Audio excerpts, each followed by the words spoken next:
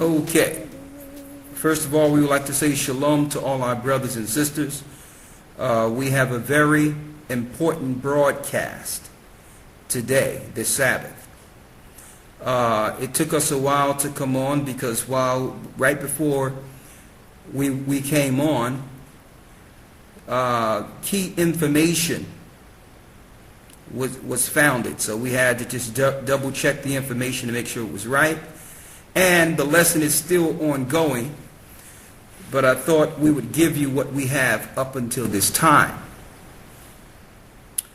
Now the lesson will be based on the times according to the Most High. Also, we're going to give the true understanding on holy days.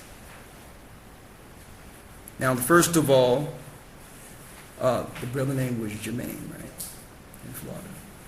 First of all, a brother reached out to me that's working under Brother and Elder Fresnel in Florida. And he had some detailed information to relay concerning the times. Now, it was information we went over before, but he's seen a conflict. All right? Now, we're not one, if we see a conflict, we're not going to ignore it and say, well, we know everything. We're going to examine the conflict because the Bible says we see through a glass dimly. And the Most High has given us time under grace to get things correct. Now, while he didn't have all the information, what he did, he went into the calendar to see that it wasn't meshing with the calendar that the Most High gave us from the beginning. And the key things he went into, I had to study. So we went and studied it, and it led us down a path for the last couple of weeks. And it also, it's humbling in a way through the Spirit of the Most High, because the understanding that the Most High bestowed on us through this teaching is opening a window for us to be on the same clock as the Most High and the angels. It's also, we went into the research to show you how and who went through great lengths to separate us from our original calendar and from our holy days. It was a mission by the Roman Empire upheld by the Western worlds today. The Western World Empire. This is of great significance scripturally and religiously. Now, some people might ask, and say, it doesn't matter what time we're in. It doesn't matter what day we're in. It doesn't matter what day we worship. Well, Christians may say that. I'll follow God every day of the week, so I'll worship on Sunday. But let's see what the Bible says.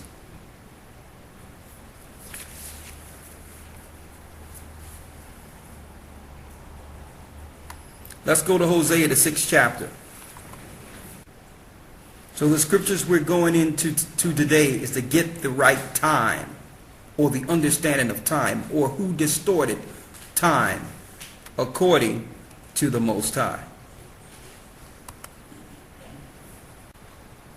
Let's get Hosea 6 and 1. Hosea chapter 6 verse 1. Go ahead. Come, and let us return unto the Most High. Come and let us return unto the Most High. Read. For he hath torn. For he hath torn. And he will heal us. And he will heal us. So the Most High torn us. That's why we're in the condition we are today as a people. That's why the other nations have been ruling over us. He took his hedge from over his people for a time. But he will what? And he will heal us. And he will heal us. Go ahead. He hath smitten. The Most High have smitten the children of Israel. Go ahead. And he will bind us up. But yet he will bind us up. Read. Verse 2. After 2 days will he revive us. After what? After 2 days will he revive us. After 2 days from the time Christ's crucifixion, or excuse me, from Christ's time on the earth, he was given a time period in which the Most High would begin to bind us up or to awaken us. And that begins with Christ's birth. Read. After 2 days will he revive us. After 2 days from the time of Christ, the children of Israel will begin to awaken from their sleep. All right? What is that 2 days? Hold that and get 2 Peter 3 and 8. This is the book of 2 Peter chapter 3, verse 8. Go ahead. But beloved, be not ignorant of this one thing. Be not ignorant of this one thing. That one day is with the Lord as 1,000 years. And 1,000 years as one day. The Bible says 1 day with the Lord is 1,000 years, and 1,000 years is 1 day. So when it tells us in Hosea, the 6th chapter from Christ's time, in 2 days will he revive us, it was speaking of 2,000 years. All right? So Satan understands how much time he has to rule within this earth. So we've used technology and linked in with the Roman Empire and the Gentiles to keep us asleep while he planned our demise, which the Bible calls Jacob's trouble. On top of that, they're looking to get into the heavens through the NASA program and the space program and use their technology that was built on earth to actually fight against the Most High. But we know that the Most High and Christ have a trick for him. Let's go to Matthew 24. The book of St. Matthew, chapter 24, 24 and 22. Go ahead. And except those days should be shortened. See that? So originally, he had 2,000 years. So since Satan and the elite and the Gentiles knew how much time they had, they set a bar in place in which they would exterminate a number of people from this earth within the time they believed they had, which was 2,000 years from Christ. Read. And except those days should be shortened. But except the Most High shortened those days that was given to these governments to rule, there should no flesh be saved. none of us would live through this. With the GMO crops, the vaccine program, the ramping up of armies, the total degradation of society, the cross-splicing of species.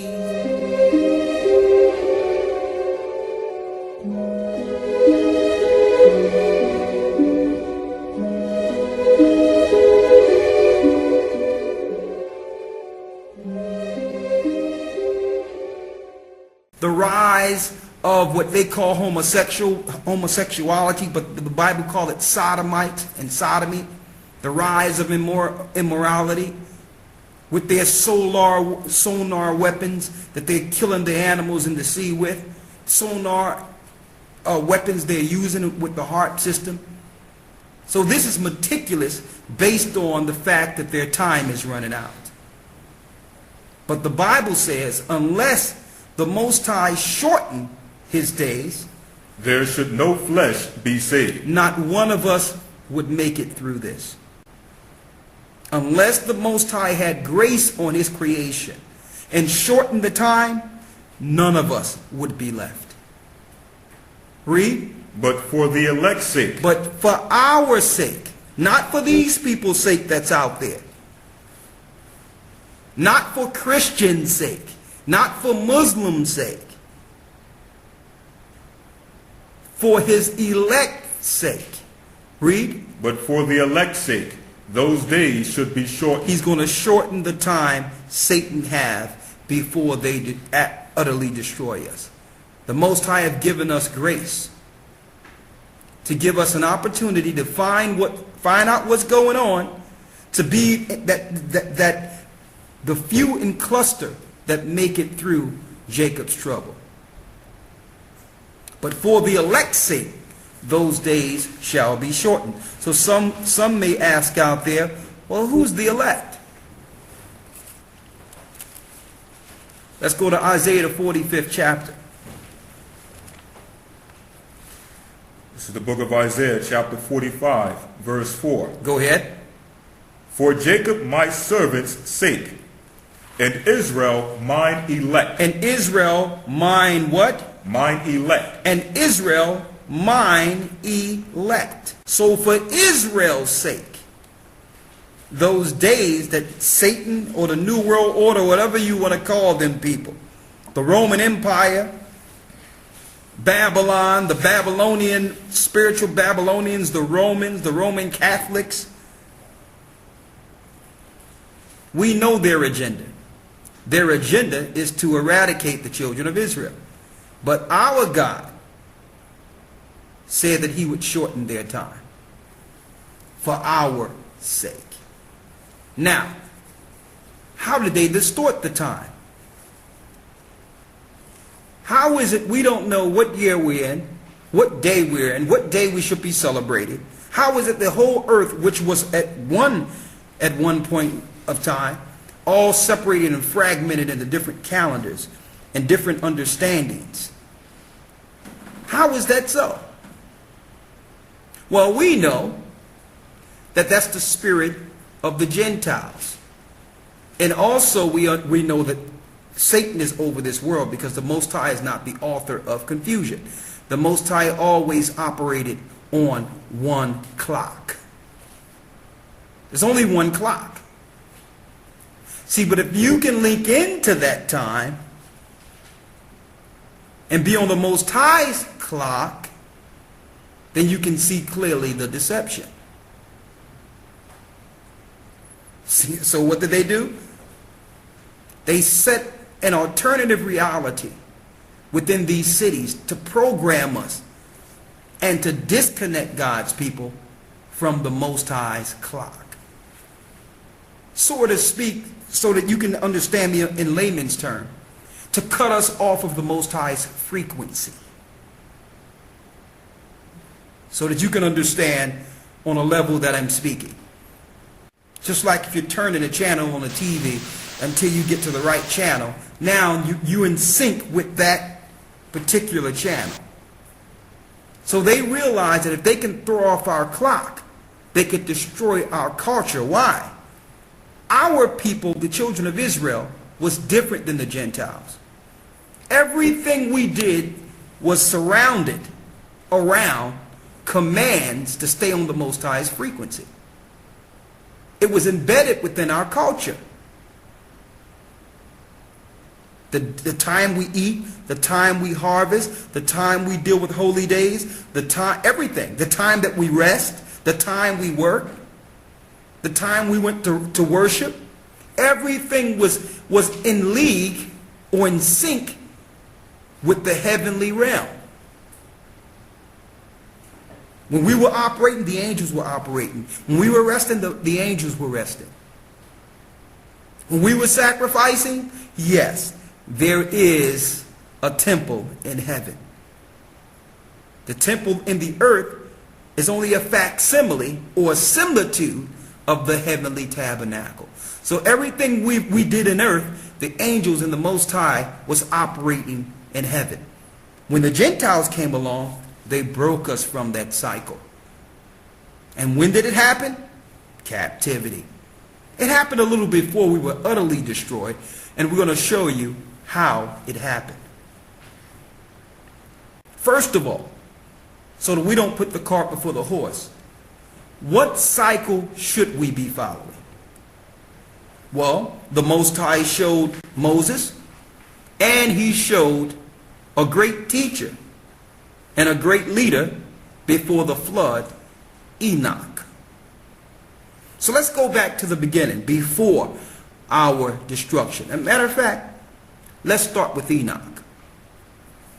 What we have here, now some may ask, well, who's Enoch? I don't know who Enoch is. Good question.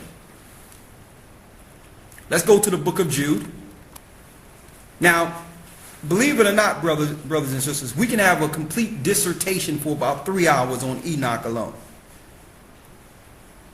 Go to the book of Jude and read the 14th verse. The book of Jude, verse 14. Go ahead. And Enoch also the seventh from Adam prophesied of these, saying, Behold, the Lord cometh with 10,000s of his saints, to execute judgment upon all, and to convince all that are ungodly among them of all their ungodly deeds which they have ungodly committed, and of all their hard speeches which ungodly sinners have spoken against them. You can read this same verse in the book of Enoch, chapter 1, verse 9 on down. To prove to you, the disciples of Christ was reading the book of Enoch. So you must ask yourself a question. If Jude, a disciple of Christ, knew of Enoch, of course, Christ knew of Enoch. These were records of the Hebrews. We have a book of Enoch here. Why? Because it's the records of our forefathers. Now, the Roman Catholic Church will tell you don't read Enoch. And there is records of Enoch that's not legit. And they did that on purpose to keep you away from the original translation that was found in the Qumran caves. So I would suggest you stay with the original record, which is Enoch 1, translated out of R.H. Charles if you're going to read the record. All the others have been tainted. All right, that's number one. It's a record of the Hebrews. Now, why is it the Roman Catholic Church don't want you to know about Enoch? Well, in a nutshell, go to Hebrews 11 first. Hebrews 11 and 5. It's the book of Hebrews chapter 11, verse 5. Go ahead. By faith Enoch was translated. By faith Enoch was translated. This was before the flood. Go ahead. That he should not see death. That he should not see death. And was not found, because the Most High had translated him. He was not found because the Most High did what? Had translated him. The Most High translated him. So some may ask you, well, what happened to Enoch? What do it mean he was translated? This was before the flood. Now, I'm going to tell you why the Roman Catholic Church and your Christian church don't want to talk about Enoch. If you go into Enoch, you will identify the gods the Catholic Church burned candles to and sacrificed to. They follow the fallen angels, and the knowledge they have to get their technology came from fallen angels and their children. Okay? I can't go into the full lesson on Enoch, but I'll tell you this. They're definitely worshiping the fallen angels that's spoken of in Enoch. On your Paramount pictures, when you see the stars coming out of heaven going around the mount, Enoch speaks of that. It's the angels coming to the earth to land on Mount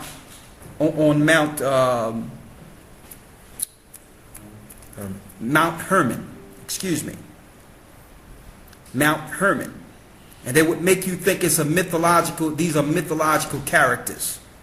That before the flood there was all these different animals and different Tyrannosaurus rexes and all these things. These were animals, crossbred animals. These were crossbred animals, species created from the Most High's creation.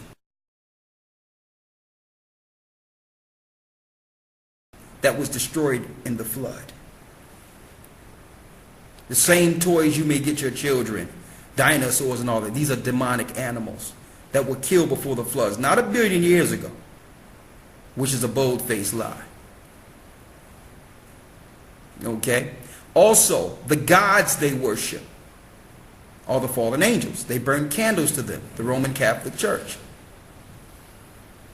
One of the main angels that was bound during this time is the angel Azazel. Yes. Now, you may know him as another name. The Egyptians called him Osiris. And at the bottom of the Great Pyramid of Giza, it's in stone that Osiris is bound there. Enoch speaks of this that the angel Uriel, the angels came down and bound him in the desert Dudael. The pyramid, the great pyramid of Giza, was built before the flood. And it's a time stamp. It's not only a sundial, it's a time stamp of how long before these so-called angels will be judged. But of course, the Most High told us in Matthew 24 that their days will be short. Now listen, now you understand why your Council on Foreign Relations, Hillary Clinton, Barack Obama, all your elite goes to the pyramid to worship the fallen angel. See, that's why they won't let you read this information in church.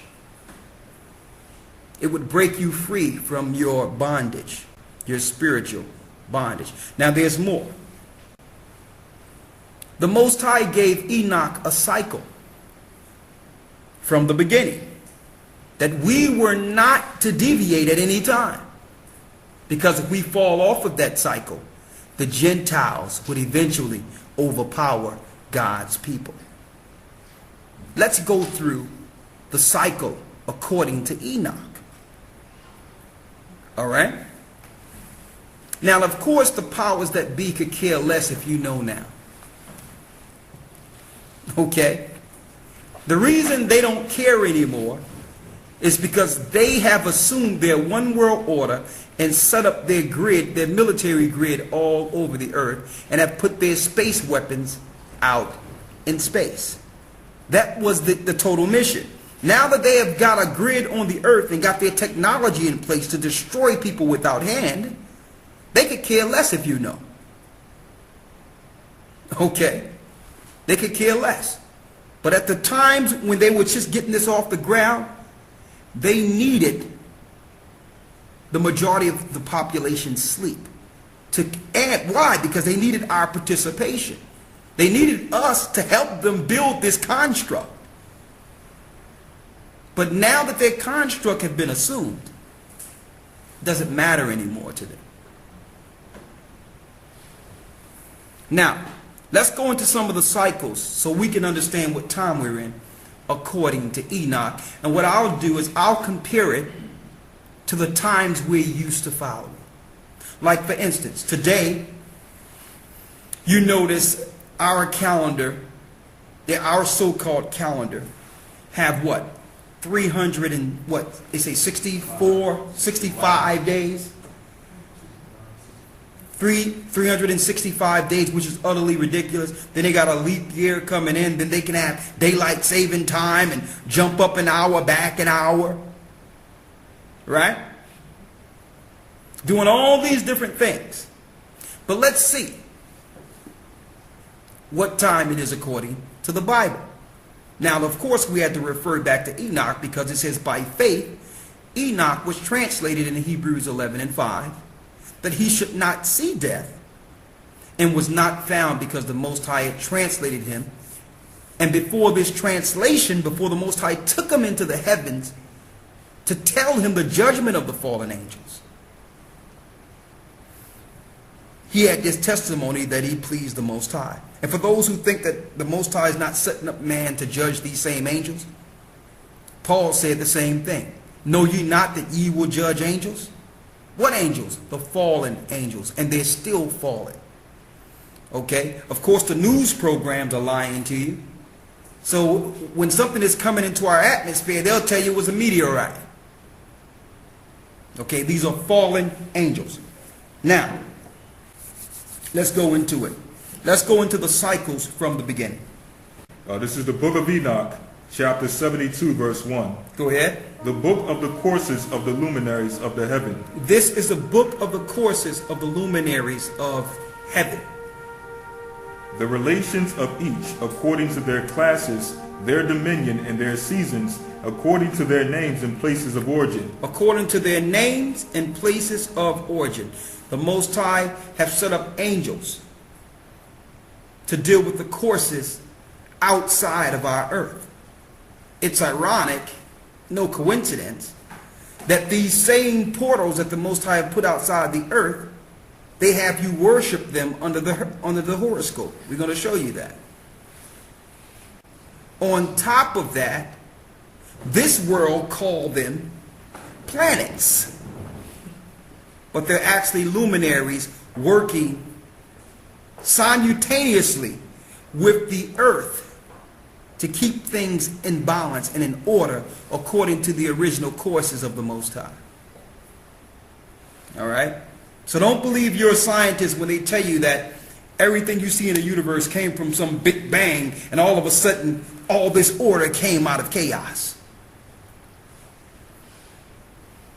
Okay? The stars in heaven, everything you see is in proper order from the master orderer. Okay? So let's speak about how this happens so that we'll understand that, so that we can actually get on the right course.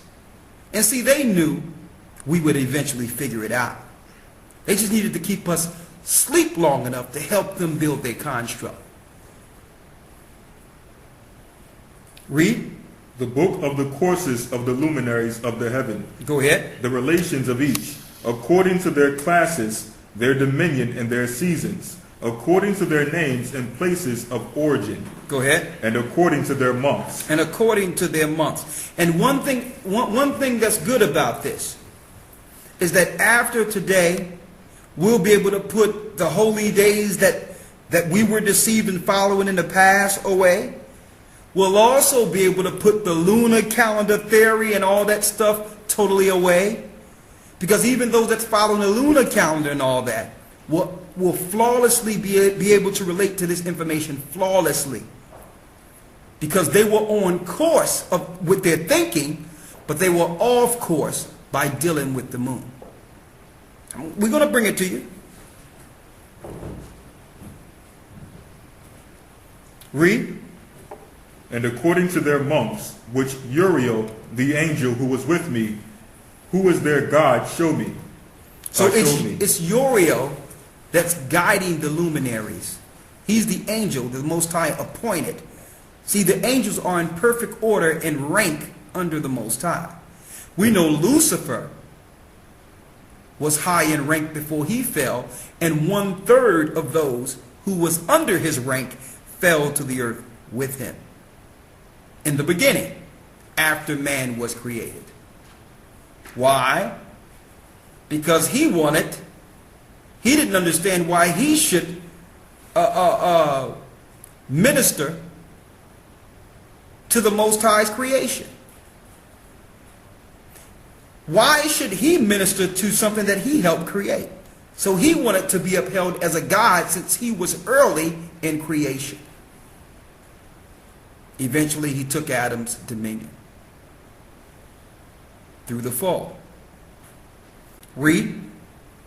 And he showed me all their laws exactly as they were, and how it is with regard to all the years of the world and unto eternity. See that? He showed Enoch all the years of the world to eternity, till the end. So, of course, they don't want you reading this information. They just tell you just go to church and clap your hands and pay tithes. And that's all you need to know, and just call on Jesus. You don't need to know this information. Read.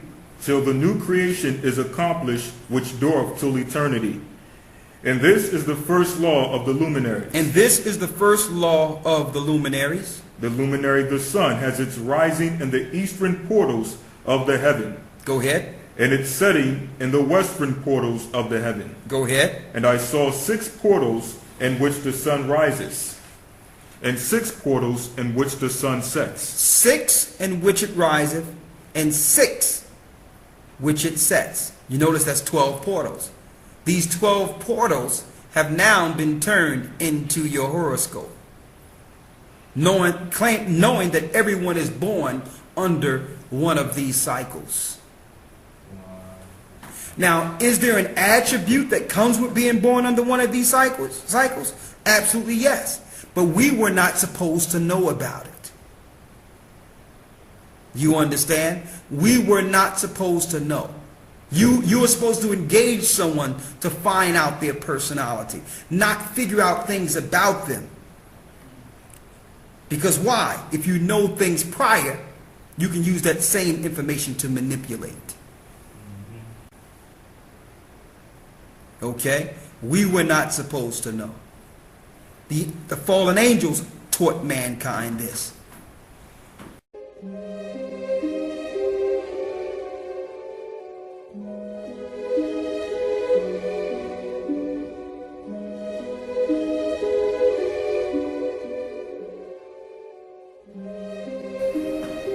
And therefore, they could use psychology to urge people to do the thing, do the will of Satan.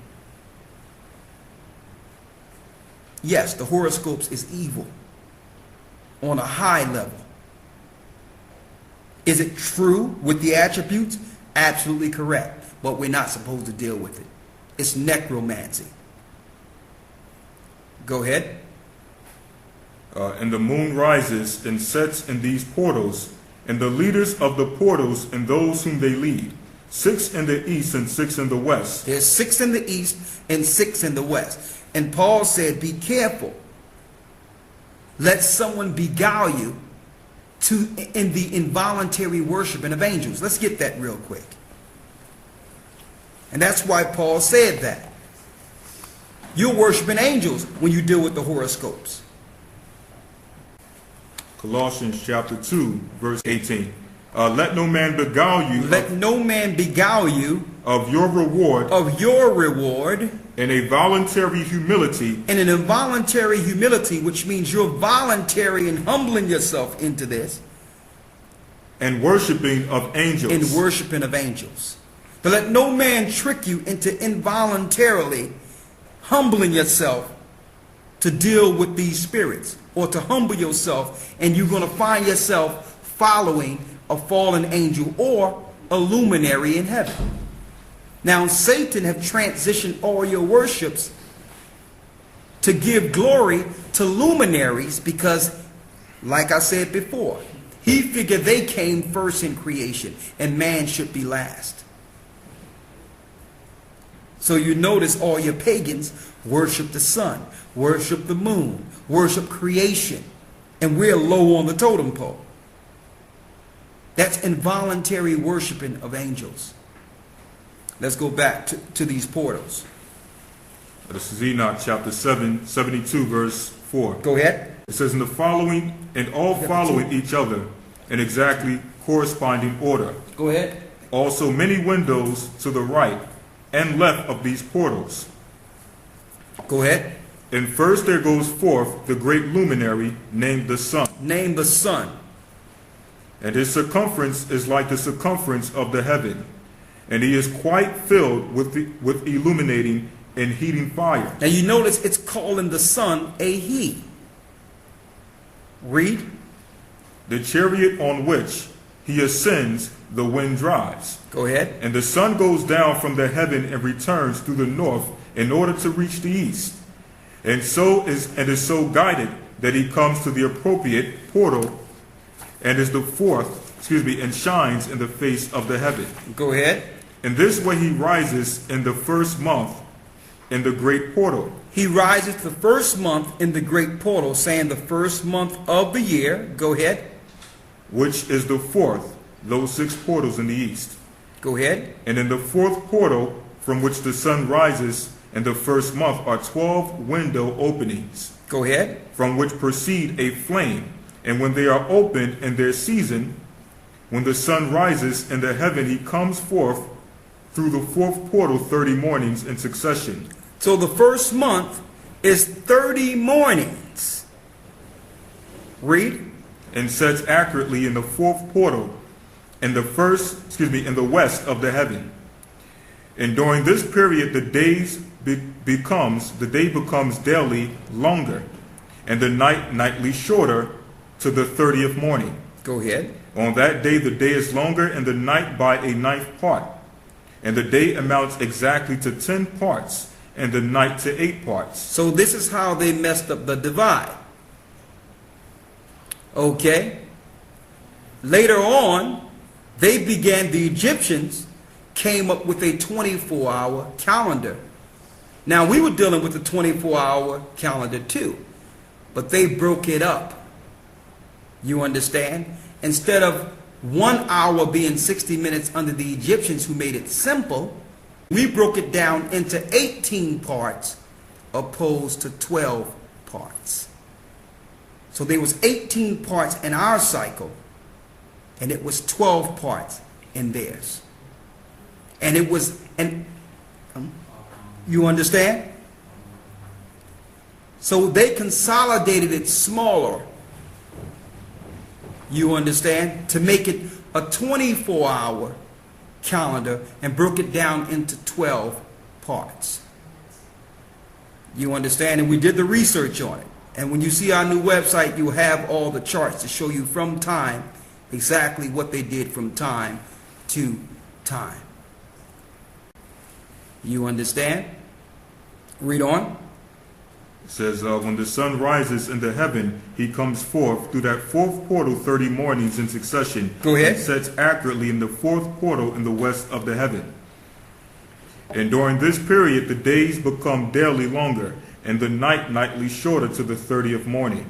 On that day the day is longer, and the ninth by a ninth part. And the day amounts exactly to 10 parts, and the night to 8 parts. Go ahead. And the sun rises from the fourth portal and sets in the fourth, and returns to the fifth portal of the east 30 mornings. Go ahead. And rises from it, and sets in the fifth portal. And then the day becomes longer by 2 parts, and amounts to 11 parts. Go ahead. And the night becomes shorter, and amounts to 7 parts. And it returns to the east and enters into the sixth portal, and rises and sets in the sixth portal, 1:30 mornings on account of its sign. Now it's doing 31. So we know the first month is 30, the second month 30, and the third month is 31. There's going to be an extra day for a change of season throughout the year. And what you're going to have, if you do this 4 times, 364 complete days. Now listen to this clearly. How do you understand this? So this is what's going on here. You got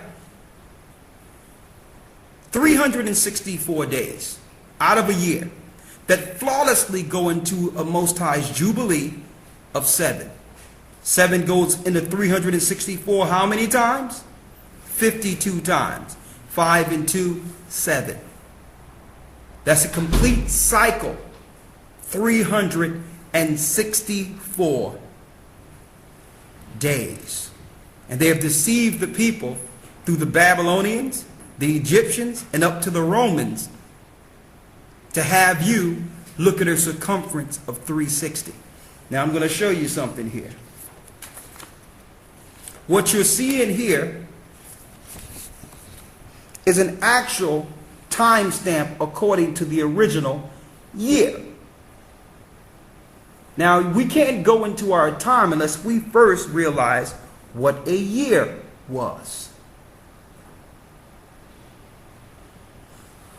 You got 1, 2, 3, 4 extra days, which make your 4 days, and you got the rest 360. Also showing a change of seasons, perfect time, no leap years, no daylight saving time, no nothing. Now,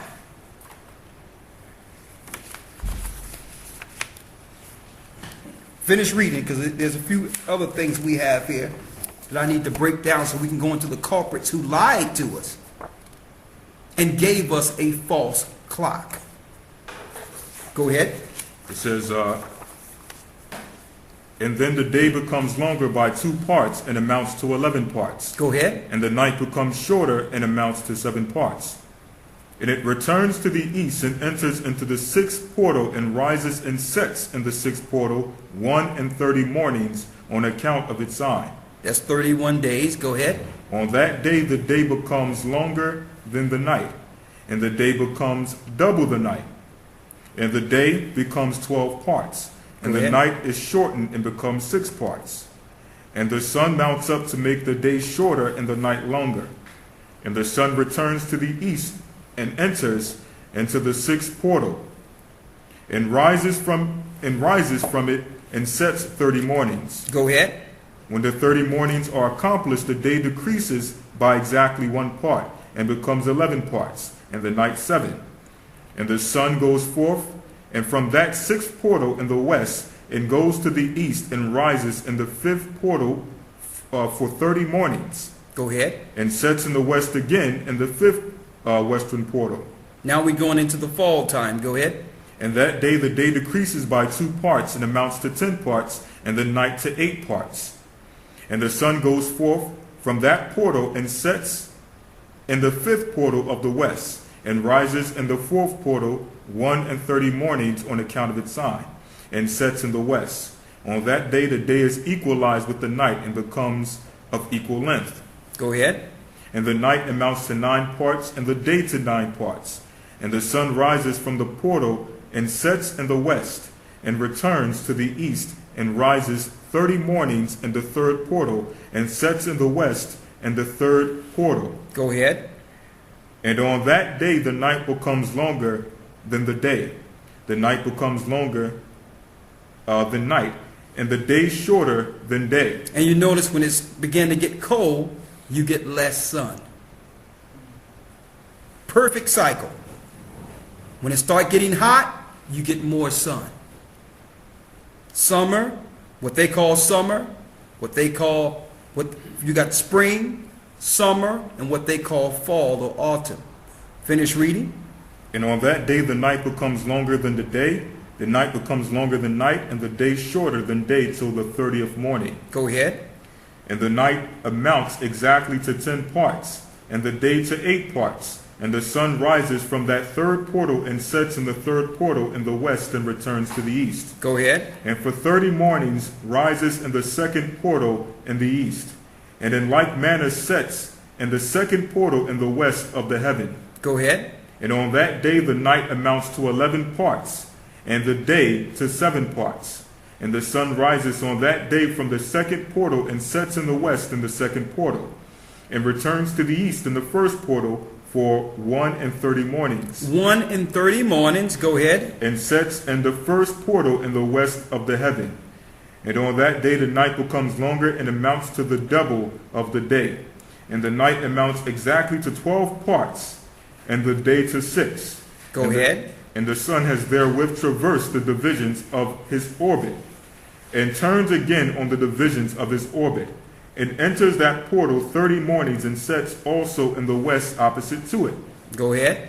And on that night has the night decreased in length by a 9th part, and the night has become 11 parts, and the day 7 parts. And the sun has returned, and entered into the second portal in the east, and returns on those his divisions of his orbit for 30 mornings. Go ahead. Rising and setting.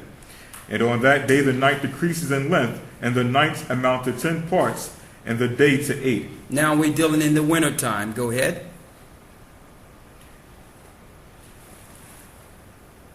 Go ahead. And on that day the night decreases in length, and the night amounts to 10 parts, and the day to 8. And on that day the sun rises from that portal, and sets in the west, and returns to the east, and rises in the third portal for 31 mornings, and sets in the west of the heaven. On that day the night decreases, and amounts to 9 parts, and the day to 9 parts. And the night is equal to the day, and the year is exactly as to its days 364. And the length of the day and of the night, and the shortness of the day and of the night arise. Through the course of the sun these distinctions are made. They are separated.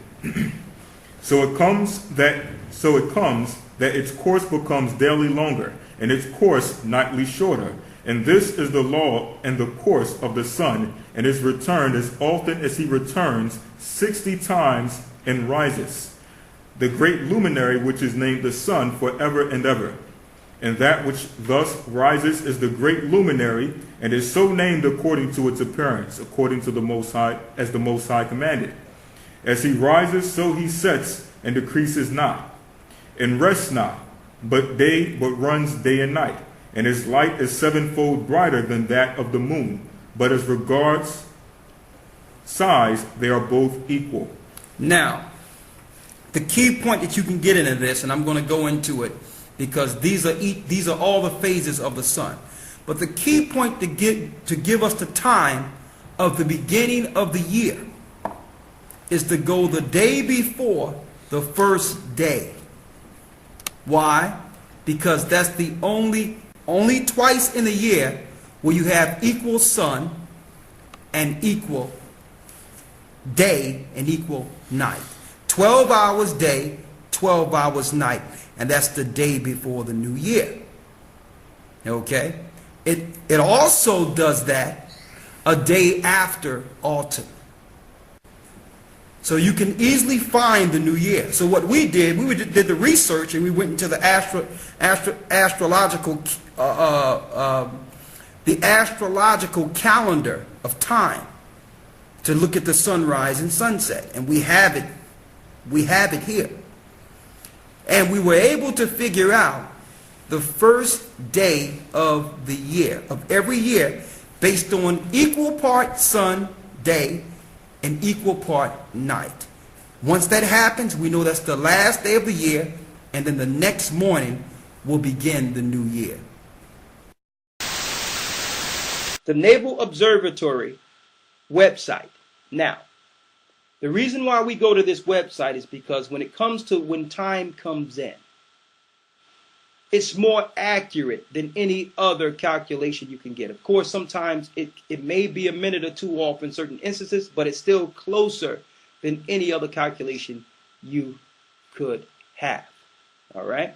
So what we do is we go to the data services and we hit rise. We hit rise and set twilight table. That's the table we're at here.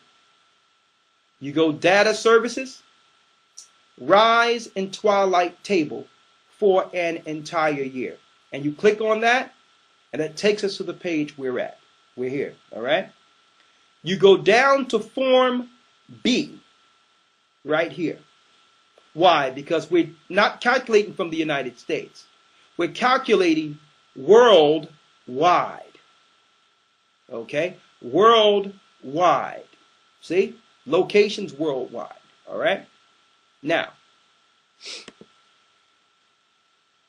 where will we be calculating from? Mount Sinai. See? So in order for us to calculate and get some specifics for Mount Sinai, being that there's no calculation from Mount Sinai itself, we must put in the degrees. So, we're going east. Now, check out the degrees we must put in longitude. You got it. 33 degrees. See? All right. Then we go to the next. Latitude north. Right?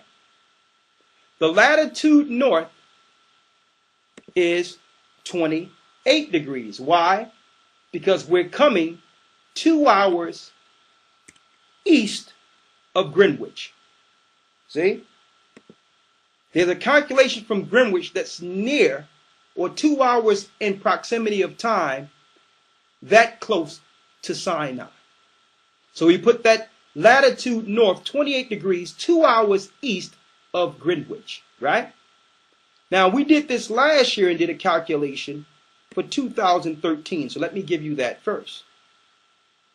Right? Now, before I go here, let me show you the area from whence the Most High was speaking to the children of Israel, our forefathers. He was speaking to us.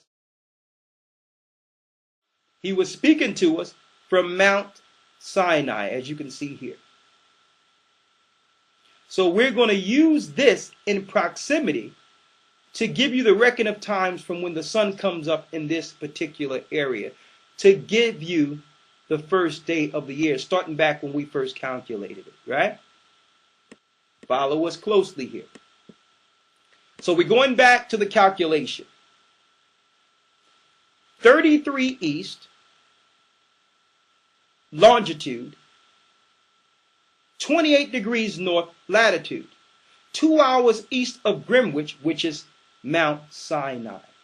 Then after that, you hit compute table. All right? Now, this is what we got last year for 2013 for Mount Sinai.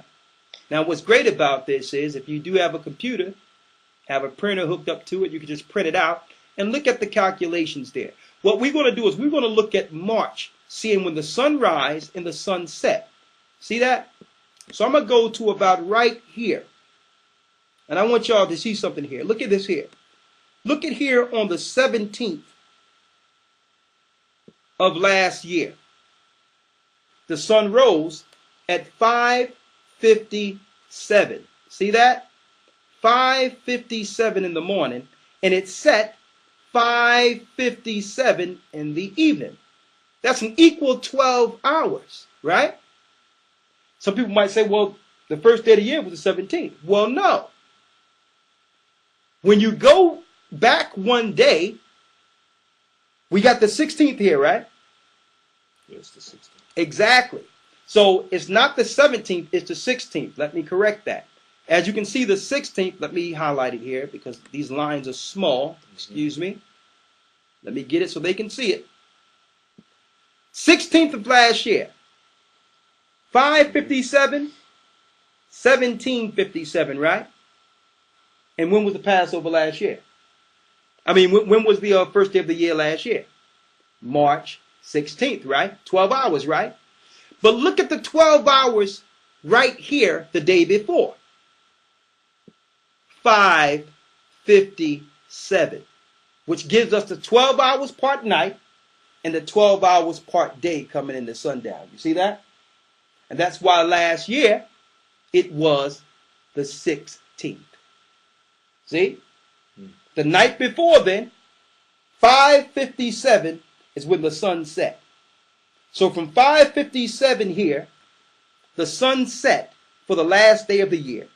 And it rose 5:57 going into what? The first day of the year.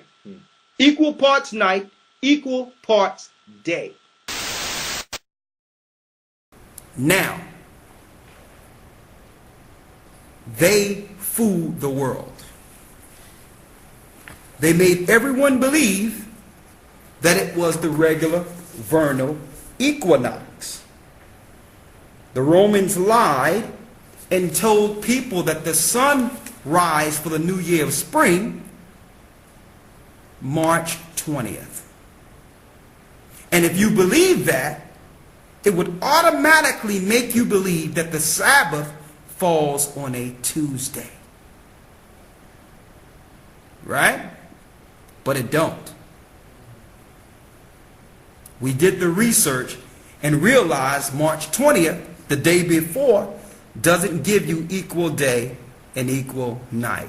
It don't give you 12 hours light, 12-hour darkness. And then we got a reference point to show us that the Romans and our people and our government deceived us so that we would know when the year come in. The vernal equinox 2012, first day of spring myth busted. I need you to read this article for the brothers and sisters there. Sir, this is for National Geographic. National Geographic. Dated March 20th, 2012. In the Northern Hemisphere, winter officially ended at 1:14 a.m. Eastern Time on Tuesday, March 20th, 2012, the vernal equinox or spring equinox, making today the first day of spring. But don't be fooled. Don't be fooled by the old rumor that the spring equinox of length of day is exactly equal to the length of night.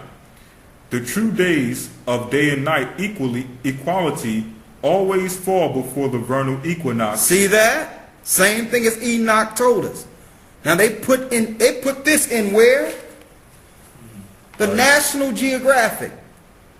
Now, how many of our people read the National Geographic?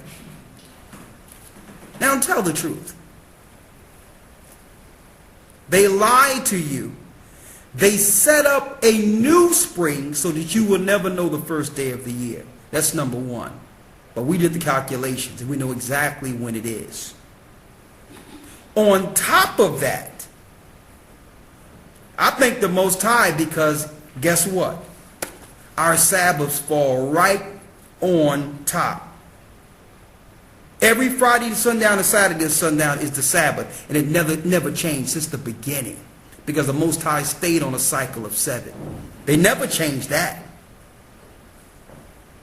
But they changed the vernal equinox so we wouldn't know the time. And if you go off of their vernal equinox, you'll believe that the Sabbath is Tuesday. And see, and this is why the Christian church say, listen, well, we don't care what it is. They done did so much switching around, we're just going to go on Sundays. But now they're not going to have any excuse either. Because we're going to show you that we're on the right time as far as the weekly cycle. The 7-day cycle. So our Sabbath is flawless. Okay? Which means when that first day come in, we count 7 days. It's Friday sundown to Saturday sundown. And it does that for a 364-day cycle. For 52 weeks flawlessly. Finish reading. It says, but don't be fooled by the old rumor that the spring equinox, the length of days is exactly equal to the length of night. Go ahead. The true days of day-night equality always falls before the vernal equinox. Always fall before the vernal equinox. And if you go on any of the astrological NASA sites, they will point you to March 20th on purpose. You have to actually go and put the coordinates in yourself. And then look at each time stamp to know when there's equal day and equal night, 12 hours day and 12 hours night. You will see it. You will see the sun rise at a certain time, 5:49, and it'll set at 5:49. You know you got 12 hours day, you know that's the day before the new year. We even researched the coordinates to put in, straight from Jerusalem, and we did it from Mount Sinai. And we're going to give you all the site in which you can actually look at it yourself. Okay? Now, it's important that we be on the right time. And I'm going to show you why a little later. They knew that if we were on the Most High cycle and stayed on his frequency, that the Most High would operate with his people like he did in the past. Okay? The only way you can get anything in this world if you operate on Satan's frequency. You understand? But there's another, and I'm putting this in verbiage or terminology you and I understand. There's another frequency that circumvents this plane. Finish reading what you have. It says the true days of day-night equality always falls before the vernal equinox. Always fall before the vernal equinox. Read. And after the autumnal or fall equinox. And there's one that happens right after the fall equinox. Even day, even night. Go ahead. According to Geoff Chester, a public affairs specialist with the U.S. Naval Observatory in Washington, D.C. Exactly when it happens depends on where you are located on the surface of the earth, he said. By the time the center of the sun passes over the equator, the official definition of equinox, the day will be slightly longer than the night everywhere on earth. Go ahead. The difference is a matter of geometry. Also in this article, I don't read the whole article because it's about 11 pages, but also in this article it tells you that the Roman Catholic Church linked in with your people of commerce, to set the vernal equinox to surround the Easter commerce season, so that you can celebrate Easter, so that you can be in the full spirit of operating during Easter. That's what it's all about. It wasn't about the time. It was to set everything up from the satanic Babylonian calendar. Now, I have another thing. This is something else. Listen to this, brothers and sisters.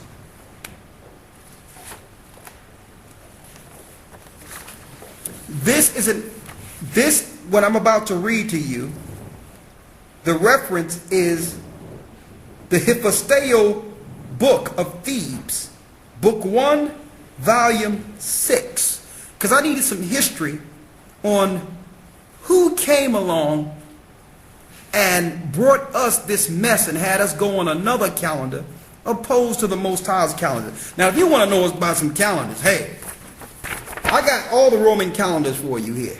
All right? You talking about some madness and why the Most High wanted us to be on our day. I mean, they have some calendars where it's 8-day weeks. They got some 9-day weeks. They have some 7-day weeks. I mean, you talking about some crazy mess from the Romans. I went through all their calendars and realized that the Most High said a foolish nation will rule over us. They have it where they don't even know what time it is no more. Okay? Now, but let's get back to the Enoch calendar. I'm going to go into that Roman calendar in a moment. But here's some information about what they did and how they were able to move us from following the right time of year 364 days. All right? I need you, hold up. I don't want to put the cart before the horse. Let's hold this. Let's hold this for a moment. Let's get the book of Jubilees. Before you get the book of Jubilees, let's get 2nd Ezra, the 14th chapter, to verify that the book of Jubilees is authentic.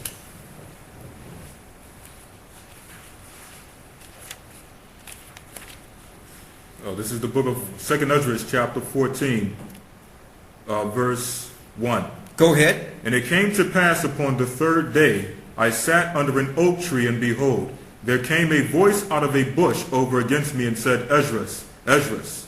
And I said, Here am I, Lord. Here am I, Lord. Go ahead. And I stood upon my feet. Then said he unto me, In the bush I did manifestly reveal myself unto Moses. In the bush I manifestly revealed myself unto Moses. Go ahead. And talked with them when my people served in Egypt.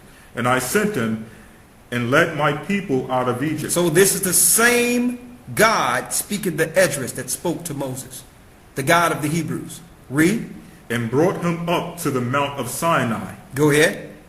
Where I held him by me a long season. Where I held him by me a long season. And told him many wondrous things. And showed him the secrets of the times. And showed him the secrets of the times. Now, Ezra seen the secret of the times, and he's telling Esdras how long we have according to the time that Esdras was on the earth. He says the time is broken down into 12 parts. Now, I've done many lessons on those 12 parts to show us how much time we have. And if I have time in this lesson, I'll go back. I'll just do a refresher on the 12 parts. But the key point I'm bringing out of Esdras is that the Most High showed Moses the secrets of the times. But yet you can't find that in the Bible. Why? He told Moses to hold some things and to hide some things. Read it. It's going to show you that. Read it. 2nd Ezra, chapter 14, verse 5. And told him many wondrous things, and showed him the secrets of the times. Secrets of the times. And the end. And the end. And commanded him, saying, These words shalt thou declare I'm going to give you some words to declare, and that's what we see in our first 5 books of Moses. Read. In these shalt thou hide. And these shalt thy what? In these shalt thou hide. And that's why you haven't been given from your churches the book of Jubilees. What's Jubilee? A 7. So when the Most High did his creation in a cycle of 7, that would be the cycle until eternity, until the new creation.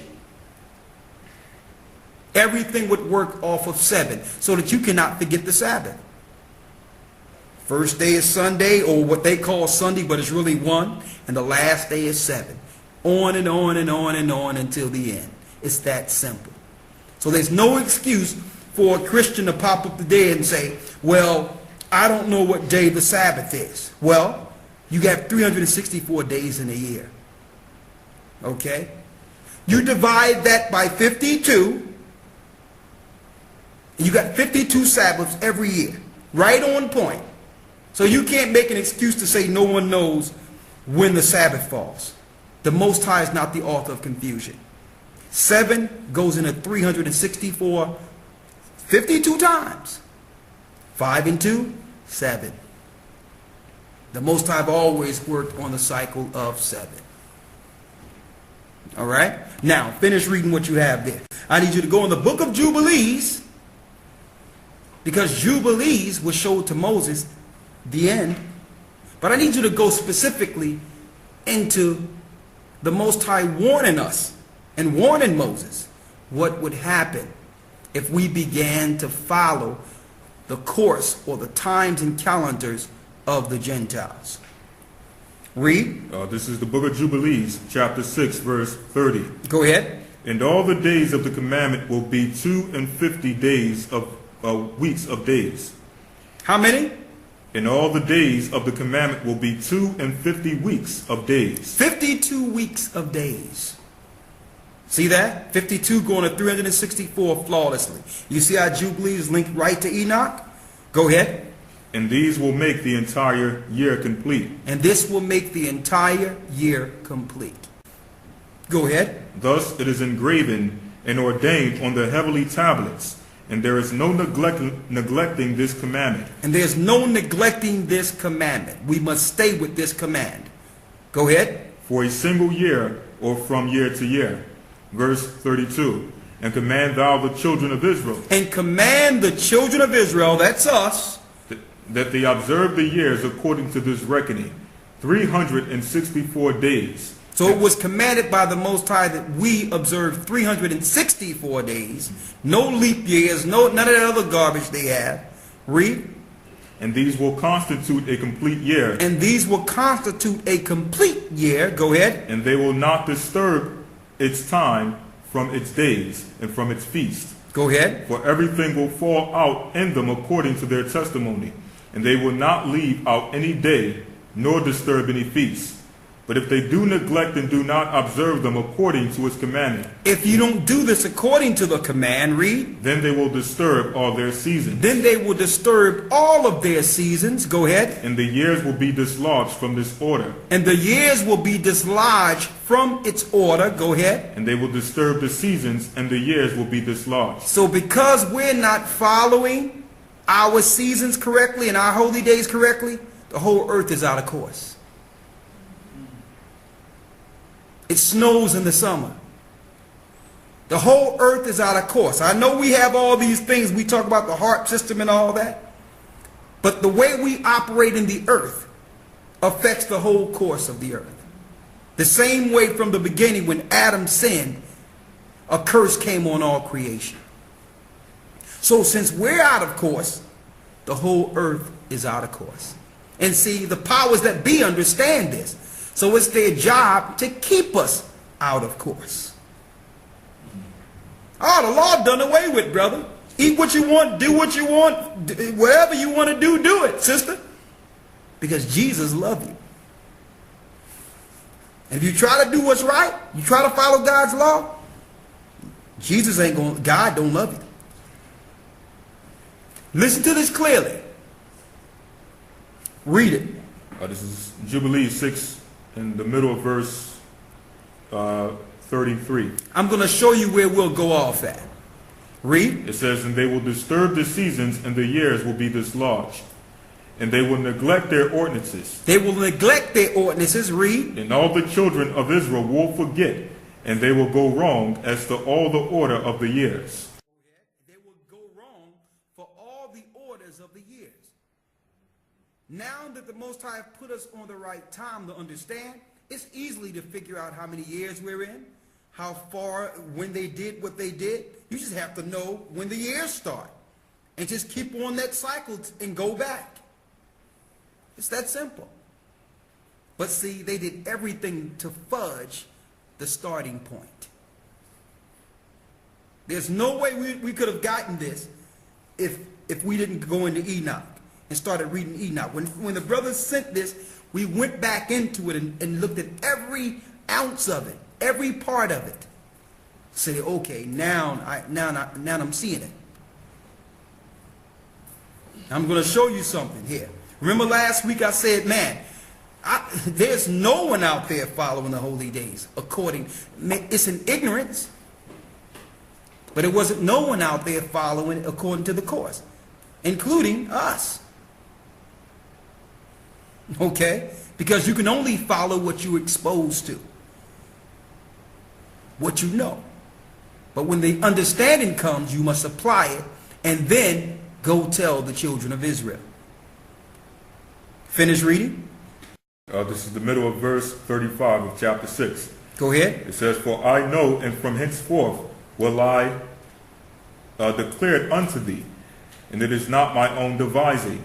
For the book lies written before me, and on the heavenly tablets the division of days is ordained, lest they forget the feast of the covenant, and walk according to the feast of the Gentiles. He says, lest they forget the feast of the covenant, which is of the book, and walk after the feast of the Gentiles.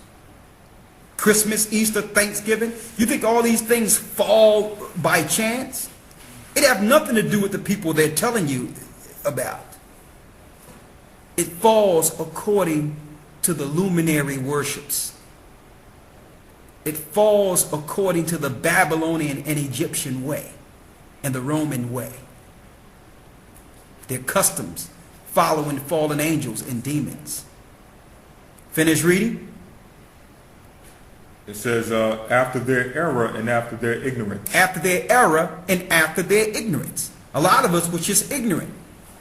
We figured, okay, well, the Jewish people are following the holy day like this. We'll just start off and try to do some of the things they're doing. No way. You'd be better off staying a Christian and not knowing than following what they're doing. Because they are knowingly following Satan. Okay? Finish reading. For there will be those who will assuredly make observations of the moon. Of the what? Of the moon. They will set their holy days according to the moon. That would be the error that the children of Israel will make. You notice our calendars? We would say, okay, well, here's a new moon. Count 14 days, Passover, off. Can't be like that. The Passover falls flawlessly on the second week from the first day of the year, of the cycle. It falls on a Sabbath every year. It's the second Sabbath. 14 days from the first 364 days. Like the Most High says, the first week of the Sabbath, second week of the Sabbath, it was from the 364-day cycle, not the moon. And I'm going to show you who gave us the moon, when they did it, what year they did it, and who did it. Okay? I'm going to give it to you. Also, I'm going to show you, even during Christ's time, 2 separate Passovers going on the same time during Christ. And it was in the scriptures the whole time. 2 separate Passovers. So it's no different today. All these different Israelite groups around here, their Passover fall on this day, their Passover fall on that day, his Passover fall on this day. Why? Because no one is doing it according to the original cycle when the year comes in. It has nothing to do with the moon. Why?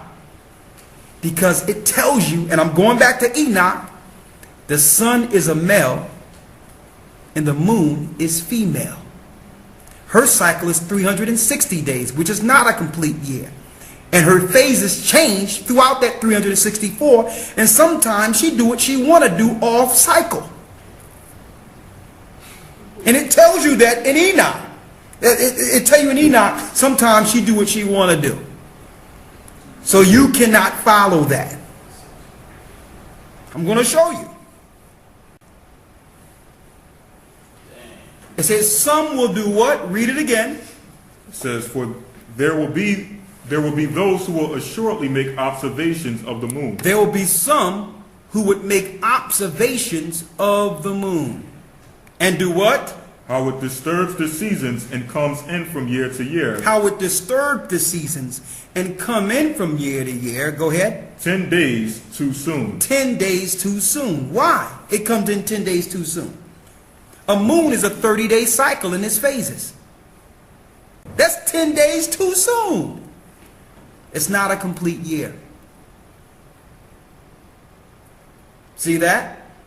So if you go 360 days for a year over and over and over and over again, what will happen? Think about it.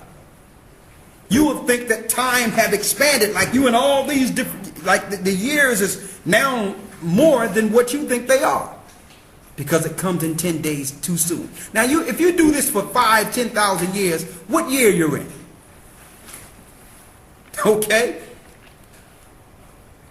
Do you know someone purposely came into Jerusalem and killed our priests and made the priests that were living follow the holy days by the moon? And that's why we began to do it in our culture. And the Most High said, do away with it. I will not hear it. I don't want no part of it. Because that's what will begin to throw us off of our cycle and the frequency with the Most High, our God, Ahia. Right? Finish reading what you have there. This is the book of You got some Jubilees. Dead Sea Scrolls? Oh, yeah. I'll read it after. Okay. This. All right. It says, this is the book of Jubilees, I'll hold chapter Dead Sea 6. Scrolls. Yes, sir. Go ahead. Chapter 6, verse 36. Go ahead. As a matter of fact, the middle of 36. How it disturbs the seasons and comes in from year to year, 10 days too soon. 10 days too soon. That's 354 days, not a complete year. Go ahead. For this reason, the years will come upon them when they will disturb the order and make an abominable day, the day of testimony. See that? By following the moon, we make an abominable day, the days of testimony. Read. And an unclean day, a feast day. And an unclean day, a feast day. See that? That's crystal clear. We've been following what they've given us. What our teachers have taught us. We've just been following it. And it's been hard having okay, what phase of the moon? Okay, when did the moon come out? Every year, you get exhausted just to try to set up some holy days, when the majority of the holy days fall right on a Sabbath. Okay, quite simple. A lot of them. Right? You wanted to bring some out of Dead Sea Scrolls? Yeah, real quick, just coinciding with what we're reading there. Okay, the Dead Sea Scrolls. Oh, hold up. Before you bring that out there, because it's something I want to, before you do that, all right? Because there's something I want to bring here that will mesh directly with this, all right? I know where you're going. All right. We're going to go into the Dead Sea Scrolls too and give you the history on that. But before we go there, let's go back to Enoch and read about the moon now. And before we do that, let me pause this before they cut this. Let's go to the book of Enoch.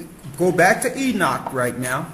And let's go into the moon now, to show you why you cannot deal with cycles according to the moon. All right? This is the book of Enoch, chapter 73, verse 1. Go ahead. And after this, And after this law, I saw another law dealing with the smaller luminary, which is named the moon. And her circumference is like the circumference of the heaven. You know what it's calling the moon? A she or a her. The sun is masculine. The moon is feminine. Read. And her circumference is like the circumference of the heaven. And her chariot in which she rides is driven by the wind. And the light is given to her in definite measure. And her rising and setting change every month. And her days are like the days of the sun. And when her light is uniform, in example 4. When it's full moon, read. It amounts to the 7th part of the light of the sun. And thus she rises. And her first phase in the east comes forth on the 30th morning. And on that day she becomes visible, and constitutes for you the phase of the moon on the 30th day, together with the sun and the portal where the sun rises. And the 1/2 of her goes forth by a 7th part. And her whole circumference is empty, without light, with the exception of 1/7 part of it, and the 14th part of her light. And when she receives 1/7 part of the half of her light amounts to 1/7 part and the half thereof. And she sets with the sun. And when the sun rises, the moon rises with him, and receives the half of 1 part of light. And in that night, and the beginning of her morning, and the commencement of the lunar day, the moon sets with the sun and is invisible, that night with 14 parts and a half of them. And she rises on that day with exactly a 7th part, and comes forth and recedes from the rising of the sun. And in her remaining days she becomes bright, and the remaining 13 parts. Chapter 74, verse 1. And I saw another course, a law for her. And how according to that law she performs her monthly revolution. And all these Uriel, the holy angel, who was the leader of them all, showed to me in their positions. And I wrote down with their positions as he showed them unto me. And I wrote down their months as they were. And the appearance of their lights till 15 days were accomplished. In single 7th parts she accomplishes all her light in the east. And in the single 7th parts accomplishes all darkness in the west. In 2 months the moon sets with the sun.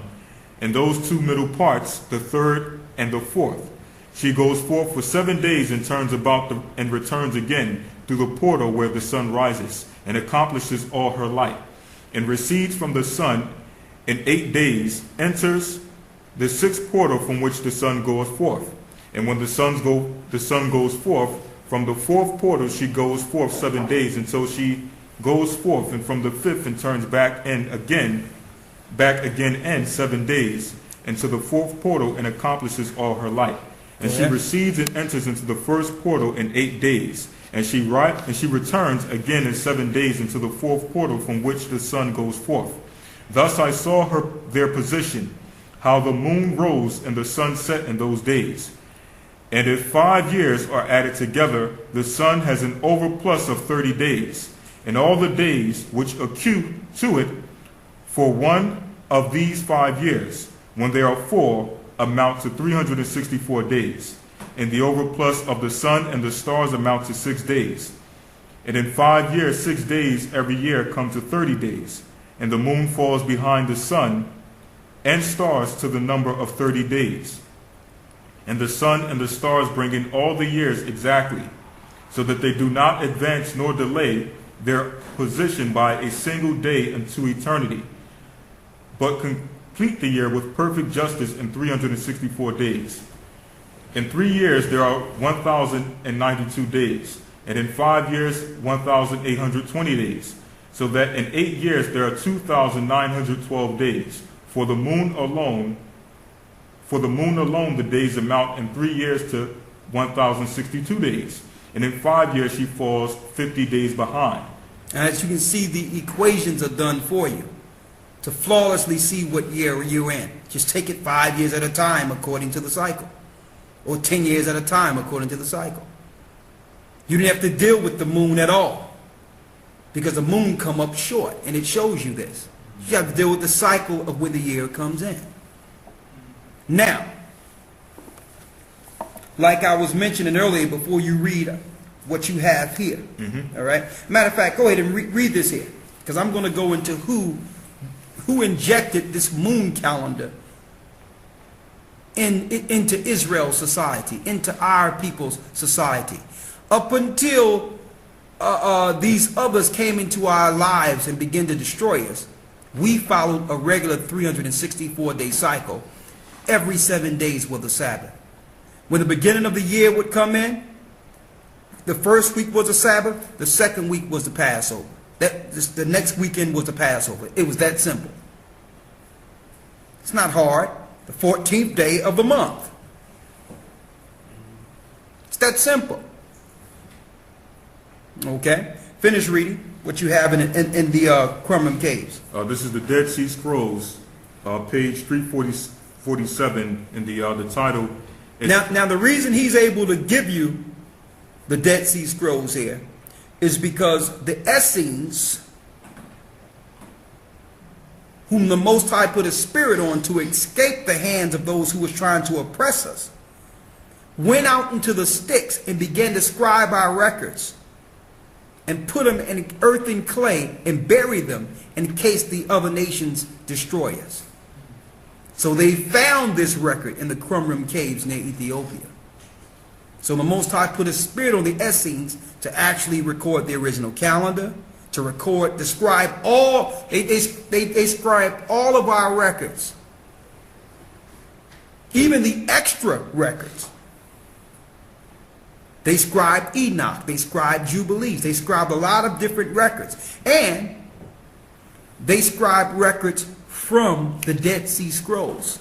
I mean, that's in the Dead Sea Scrolls that are not in any other text. And you know who owns it now? The Jewish powers that be. And they cut out certain fragments so that you don't understand how you fit in this. Here's another thing. In this same record, the Dead Sea Scrolls, it tells us at the very end, and this is why they don't want our people to go into the Middle East or outside of America, that at the end, the Most High will plant Judah, Benjamin, and Levi in the desert to fight against Esau in the last battle of Armageddon. It's in the Dead Sea Scrolls. That Judah, Benjamin, and Levi will be in the Middle East, and they don't want us there, knowing that the Most High was going to give us power from on high. They don't want us nowhere near the areas in which the Most High is going to protect us, because we'll have power. It's in their Dead Sea Scrolls, but they don't teach you this in church. You don't really know your purpose as a nation. They had to separate you from that so that you can be a cog in their machine, opposed to working for your own nation and for your own betterment. But go ahead, get the point you had to say there. Right, this is titled Calendars of Priestly Courses. It says 12 fragmentary manuscripts from Cave 4, paleographically dated to the late 2nd century BCE, present in various forms the peculiar solar calendar, constructed in 6 sequences.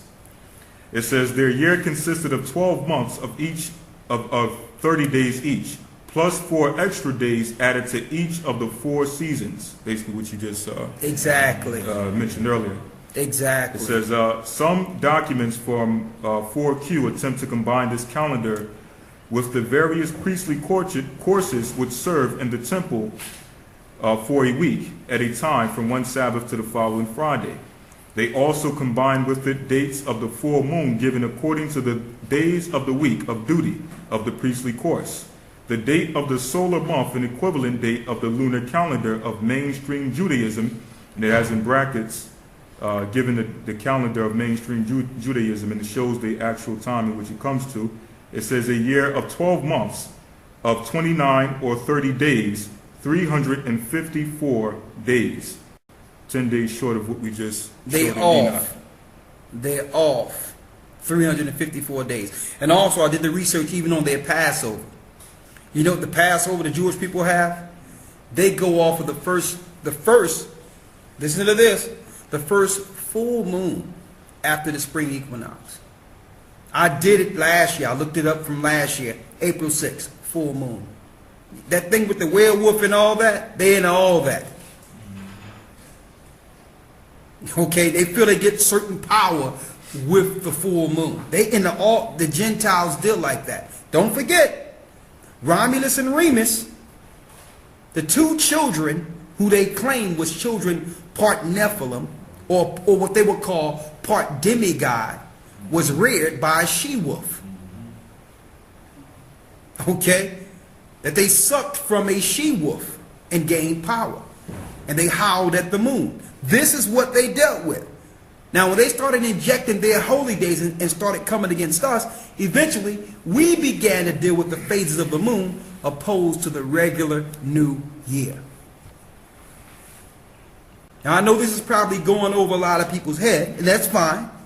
Sit back and study it, because a lot of you are fairly new.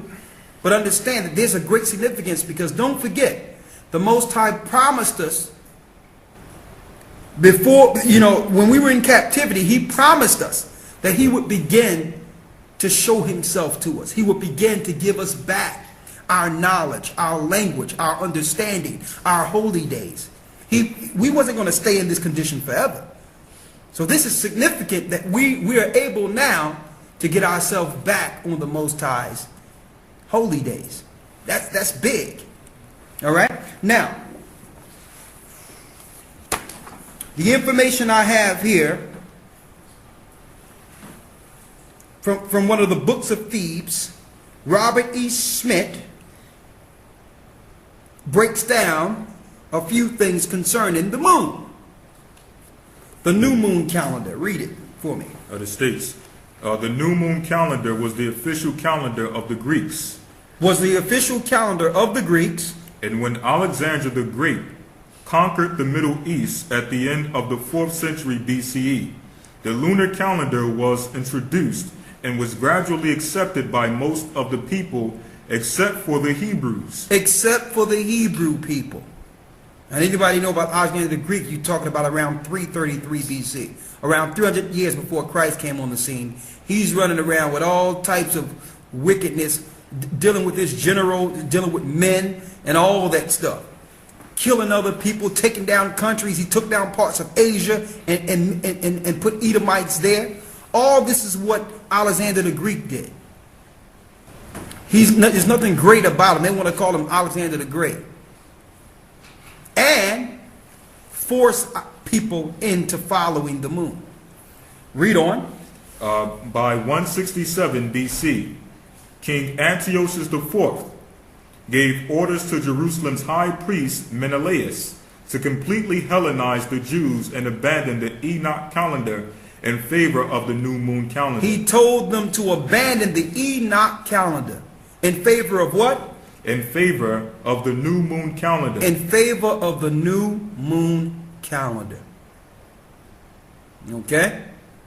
Read. King Antiochus banned the Hebrew religion and prohibited all religious practices. He sent a senator from Athens to give the Hebrew people an ultimatum to forsake the laws of their God. To forsake the laws of their God. And follow the king's orders or be put to death. Follow the king's orders or be put to death. That was the ultimatum our priests and leaders had during the time of Antiochus Epiphanes, who's written of in Scripture. We're going to get him in a moment. Read. So most of the Hebrew people followed the king's orders to save their families, and many were put to death. Go ahead. King Antiochus forced the Hebrew people to celebrate the birthday of the moon every month. See that? The new moon. He forced people to do what? King Antiochus forced the Hebrew people to celebrate the birthday of the new moon every month. The birthday of the moon every month. That was Antiochus that came under the Gentiles. Jubilees told us don't follow the moon. And we won't anymore. You can believe that. Read on. At the time of the visible crescent, and he ordered them to worship his god Zeus. His god who? Zeus. There go Jesus again. Oh, you thought it started in our time, huh? They go, hey Zeus. They get you going and coming. Read. When he dedicated the temple in Jerusalem to Zeus, the Lord of heaven, Baal-Shemen, and began sacrificing swine and making abominable offerings on the altar. And they started sacrificing swine in the altar. And you know where you can read that at? You can read that in this book right here. Oh, it's all tore up. The Josephus, the War of the Jews, when the Edomites began to war against us, Antiochus Epiphanes came in to change our times and laws. Edomite. Today he will be called Jewish. All right, and that's why they follow the phases of the moon for all their holy days. Do you know that they got a holy day after the Passover, the month afterwards? They got a holy day called the Jewish Mysticism Day. What is that? Do you know that's a holy day from Jewish people? Look it up. Jewish Mysticism Day. What's this? They got holy days none of us have ever heard of. And they make the Christians believe that they're the Jews, they're the people that's following God's law. No. You talking Harry Potter here. You talking straight sorcery and witchcraft. All right? They're following the same days they've been following under ancient Greece. Before that, they took it from ancient Babylon and ancient Egypt. Ancient Greece, ancient Rome. They follow the same practices and just giving it Hebrew names and trying to color it with Passover. Then they got 1 month. They say the first month is the month Nisan. Nisan is a god. Nisan is actually a Greek god. They got 1 month called Tammuz on their calendar. They got a month called Tammuz. Tammuz was the virgin Babylonian child of Semiramis. Okay? Finish reading what you have there, because it's something key there. Before you go to the War of the Jews. Get it out of the Apocrypha first on Antiochus Epiphanes.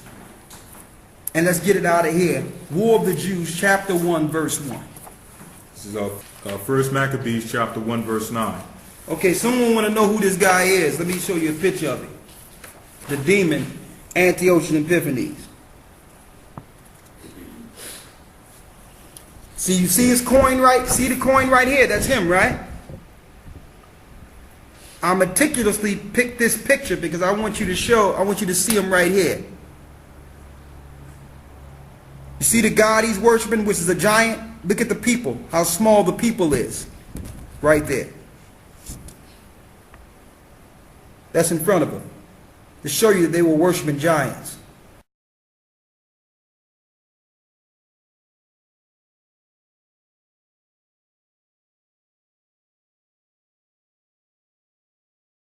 Giants in the land in those days. Why? Because they were part Horite.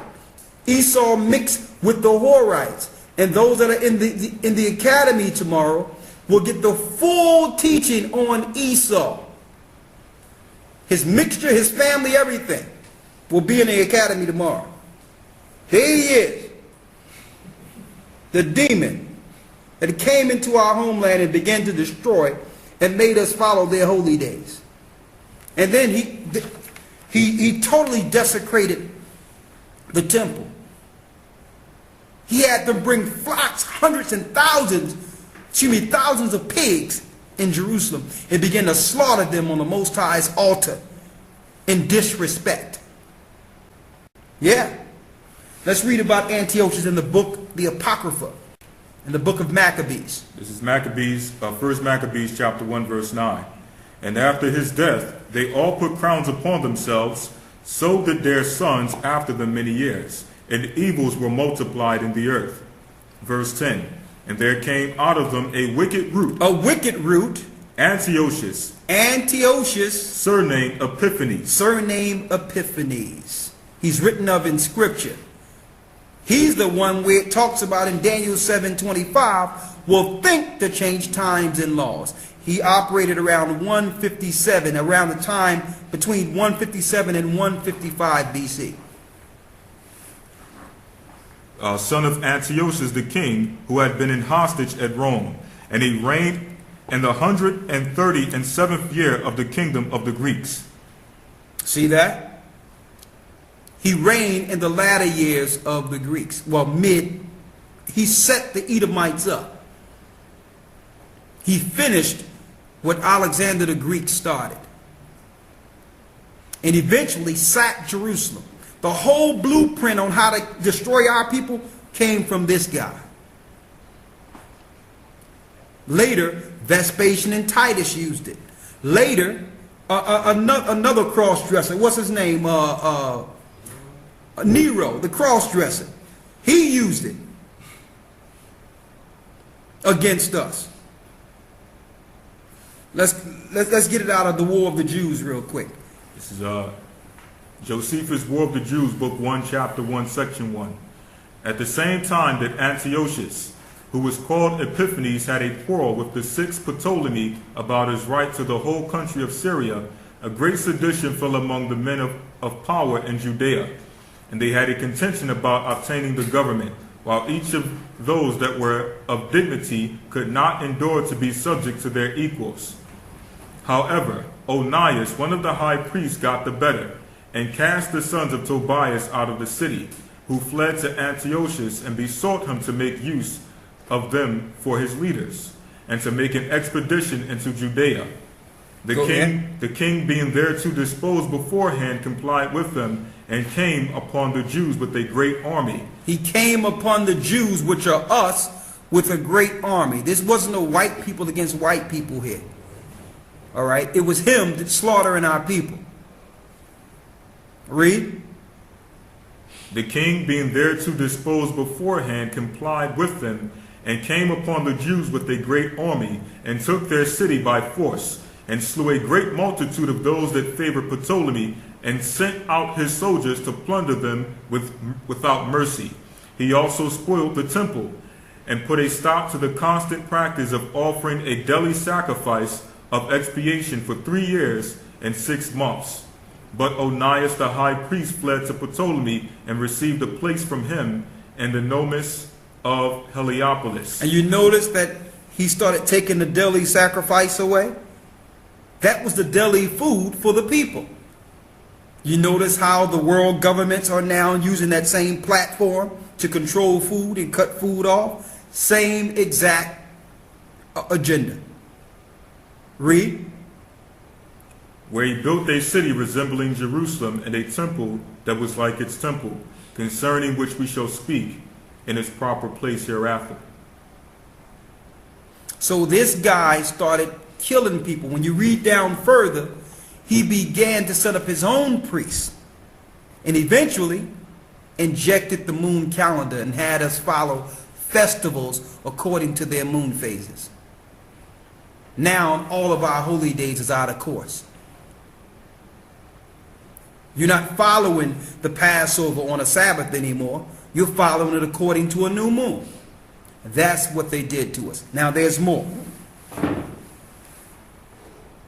Let's go to Daniel 7:25.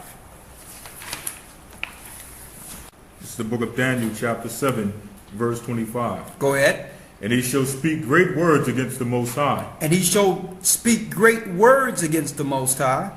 And think to change times and laws. And shall think to change times and laws. This speaking first of Antiochus Epiphanes. He shall think to change times and laws. What times and laws? Well, we're reading out of the Bible.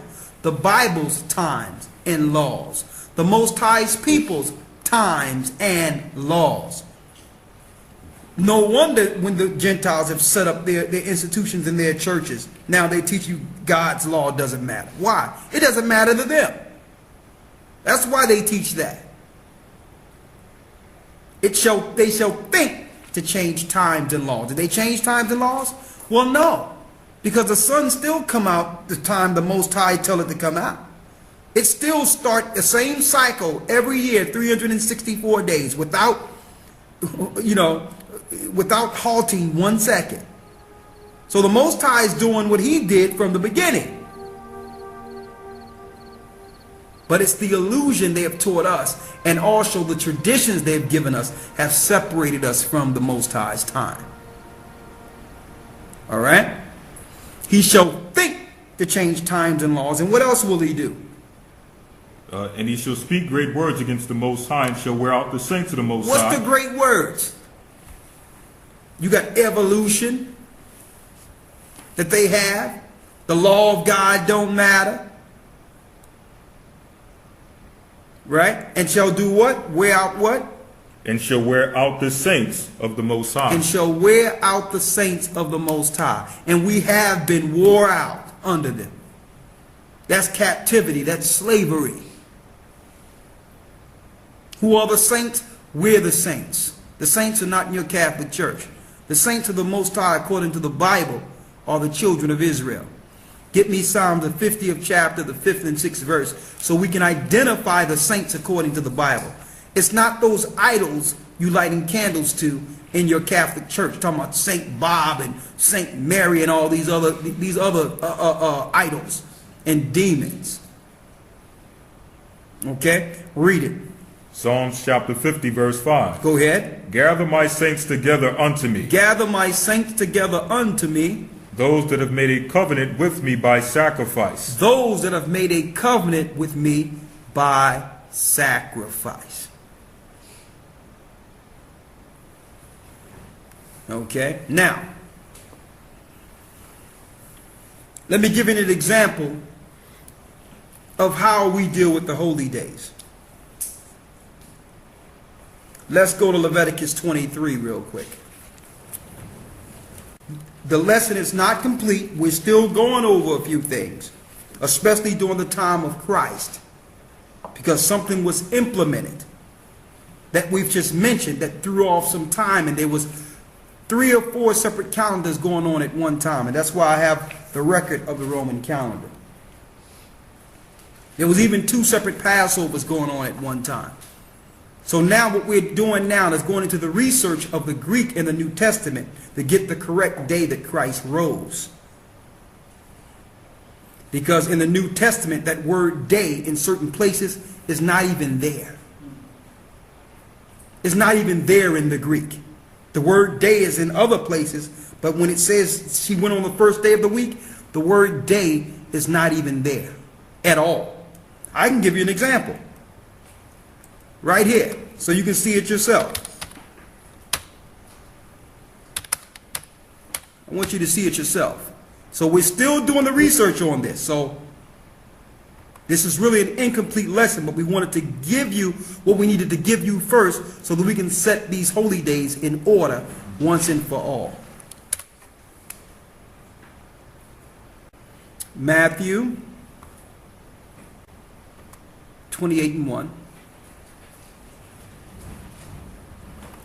Now we're reading this. In the English it says, in the end of the Sabbath, as it dawned toward the first day of the week. Right? But when you look at it, it's in the end of the Sabbath, as it began toward the first of the week, came Mary. Right? And when you look at that week, it says, what word do we have there for week, lawyer? Sabbaton. Sabbath. What word do we have here for Sabbath? Sabbaton. Sabbath and week is the same word. So that's why we got to do the research to go into the 3 days to show you what day Christ rose, because we have different calendars. We got one calendar of the Romans. We got another calendar of the Sanhedrin, who was following days that was injected by Antiochus Epiphanes.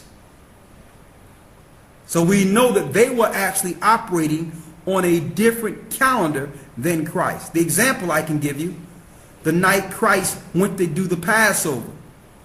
That was the Passover night. He was taken the next morning to the ward, and then Caiaphas said that we cannot go into the hall of the Gentiles or we'll be unclean. and we will not be able to take on the Passover tonight. So how is it they have a Passover one day and Christ had a Passover another day? Now you're starting to understand. Christ was on the Most High's clock. He wasn't on the clock that happened when Antiochus Epiphanes came in.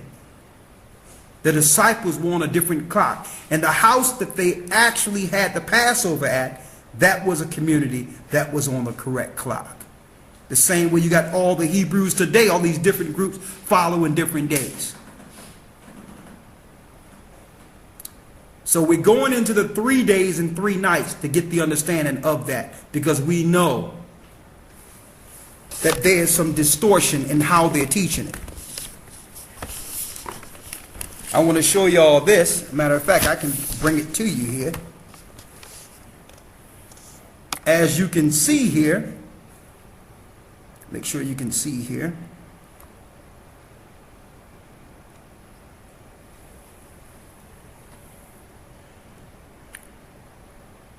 When you look right here where it says day, that word day is grayed out. And we looked in our concordance. We looked in our concordance, and that word day is not there.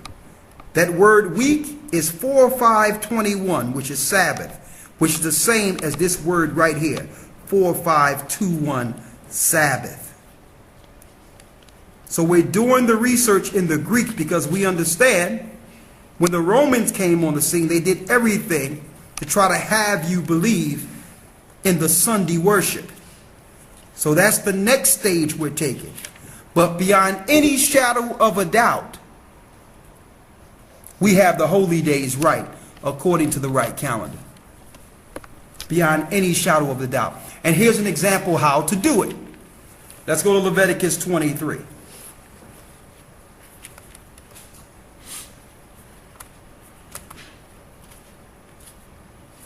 It's Leviticus chapter 23, verse 1. Read. And the Most High Ahiah spake unto Moses, saying, Speak unto the children of Israel. Go ahead. And say unto them, concerning the feast of the Most High Ahiah, Concerning the feast of the Most High, which ye shall proclaim to be holy convocations, even these are my feasts. even these are my feasts. Go ahead.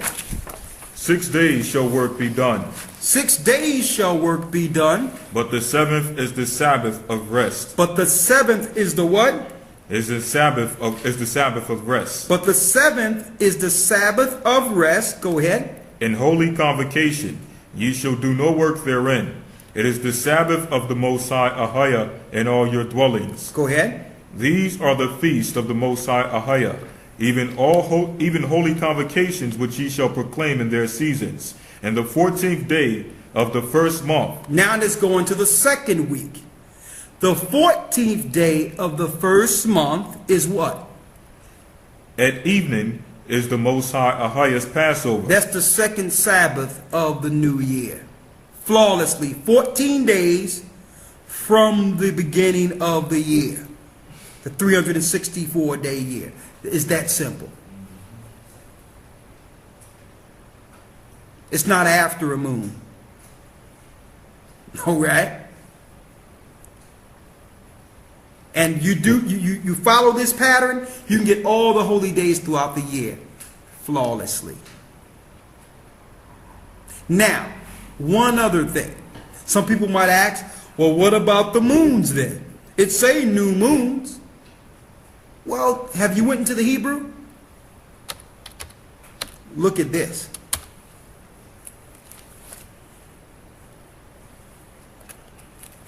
I need you to go to Genesis 37 and 9. This is the book of Genesis, chapter 37, verse 9. And he dreamed yet another dream, and told it to his brethren, and said, Behold, I have dreamed a dream more. And behold, the sun and the moon and the 11 stars made obeisance to me. Now, when you see the word moon, what Hebrew word do you have there for moon? Yerach. Give him the Hebrew number. H 3394. And what word is it? Yerach. Yerach, which means moon. Now let's get new moon. Don't forget, 3394 is what a moon is. Let's get new moon when it comes to the holy day, new moon, and let's see what that gives us. Let's go to 1 Samuel 20 and 5. This is the book of 1 Samuel, chapter 20, verse 5.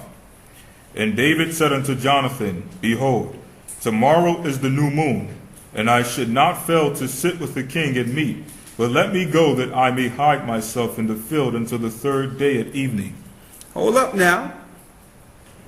And I need you to get, you ready? I need you to get the Hebrew word for moon right there. This is H2320. The Hebrew word is chadash. Chadash, an entirely different word. And what do chadash means? Chadash is the new moon. By implication, month. By implication, what? A month. The new month. There's 4 new months in a year that brings in a season. It's before the month comes in. It have nothing to do with the moon. It's new month. So you cannot follow phases of the moon. It's new month. An entirely different word when you go into the Hebrew.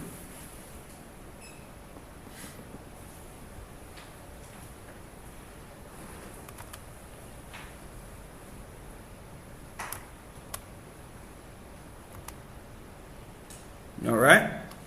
And when it goes to the new, when people say, well, we need to deal with the moon for this and for that, no. Can't do it. All right? Now, I know some out there who've been following these different holy days will begin to extrapolate or take part of this lesson or try to break down part of this lesson. Only thing I ask, if you don't believe what we're saying, don't extrapolate and try to take pieces and bits. Show the whole thing. Okay? Show the whole thing. Because you can extrapolate and then try to explain, try to claim you explaining what we said here. I want to make it clear. We just want to make sure that we're on the right days according to the Most High, opposed to the ignorance that have been imposed on us for years from the Gentiles. The Most High is perfect in his Sabbaths. He got 52 of them per year, right on a dime. The second one is the Passover. Don't get no simpler than that. I don't got to go outside and look at what the moon is doing. Maybe the moon is spinning left. Maybe it's spinning right. I don't got nothing to do with that. Maybe it's slithering a little bit. Hey, you can do that. I know that the beginning of the year starts when there's equal day, equal night. Boom. That's the last day of the year. When the sun go down, I'm into the new year. Now, of course I have to give you a date of when that will start. And you guess what? The new year always come in on the first day of the week. Ain't that sweet? That's nice, ain't it? So, let me give you the new year for this year, March 17th. March 17th is the new year, and when you go to the second Sabbath, it's the Sabbath, Friday sundown, the second Sabbath, Friday sundown. That's simple. That's Passover. Don't get any easier than that. And if you want to know how they calculate it, you're going to see it on our website, and also the day before that, the 16th, equal day, equal night. The day before that. Okay? Any questions? Does it matter where you are on this planet? It doesn't matter where you are because it's equal day and night wherever it comes in all over the earth. But we just use Jerusalem coordinates and Mount Sinai coordinates. And the site we go to, you can actually put the coordinates for where the Most High was speaking to us at. You can go to Sinai, you can go to Jerusalem. We put in Jerusalem because we know the sun rise in that area. So you said there's only 9 parts to the day and night, right? 18 parts, I think. It's 18 parts altogether. So how do you count the parts? Like how do you know which part you're in? Yeah, 80 minutes, 80 minutes per part. starting from like what the sun coming up. Starting from the sun is 80 minutes per. But you know the evening brings in the day. But when the sun comes up, it's 80 minutes per. Okay.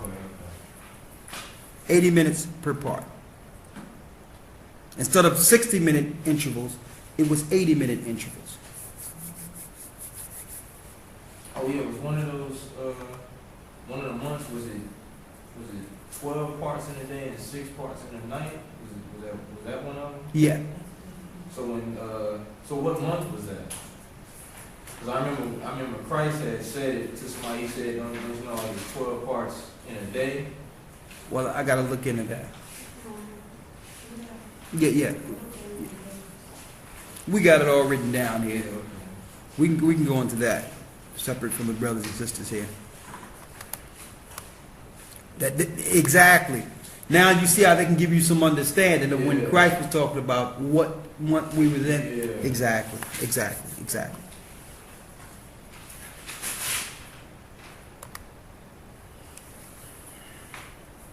You got all the parts written down, right? Here you go.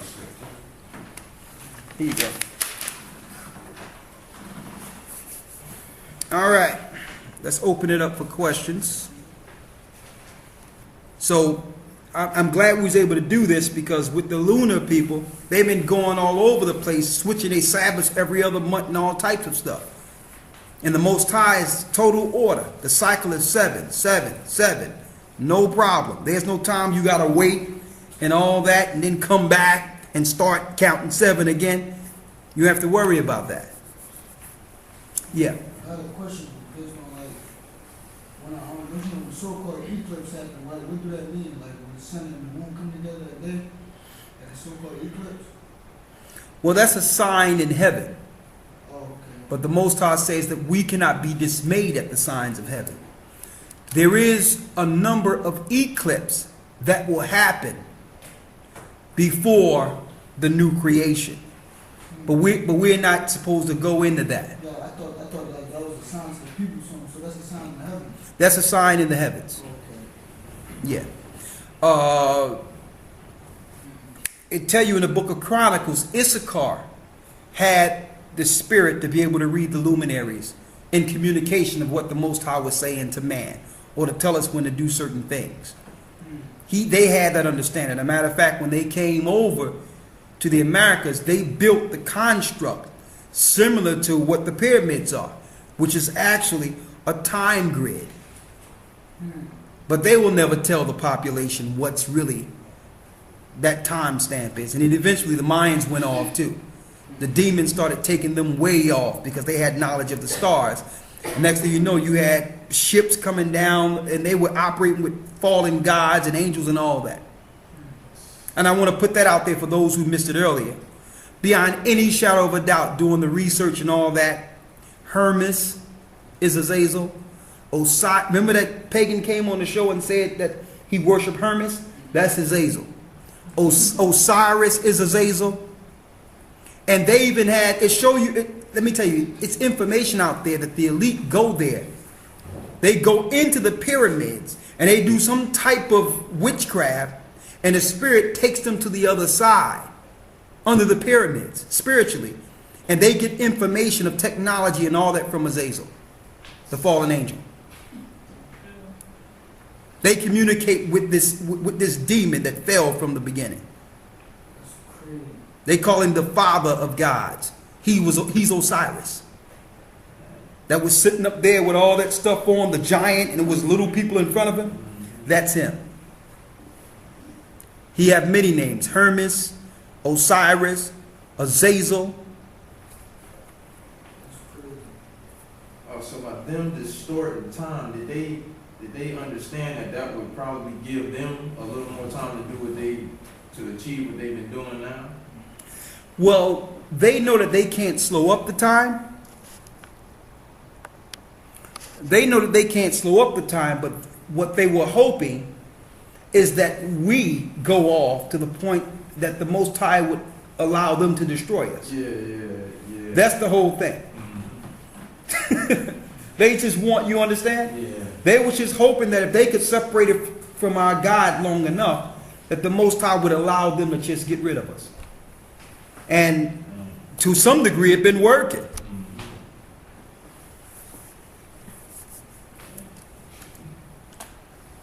All right, let me open this up for questions real quick here.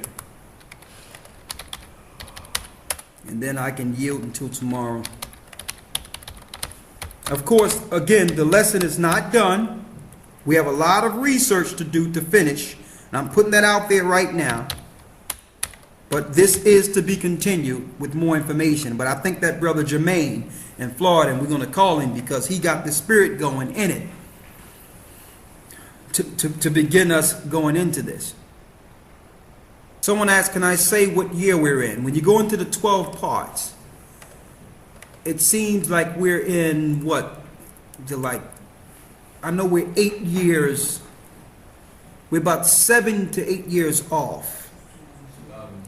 Exactly. We are about 2004 from the time of Christ. Around 2004, 2005. No later than 2005. They did a fake millennium in the year 2000. How do you know this?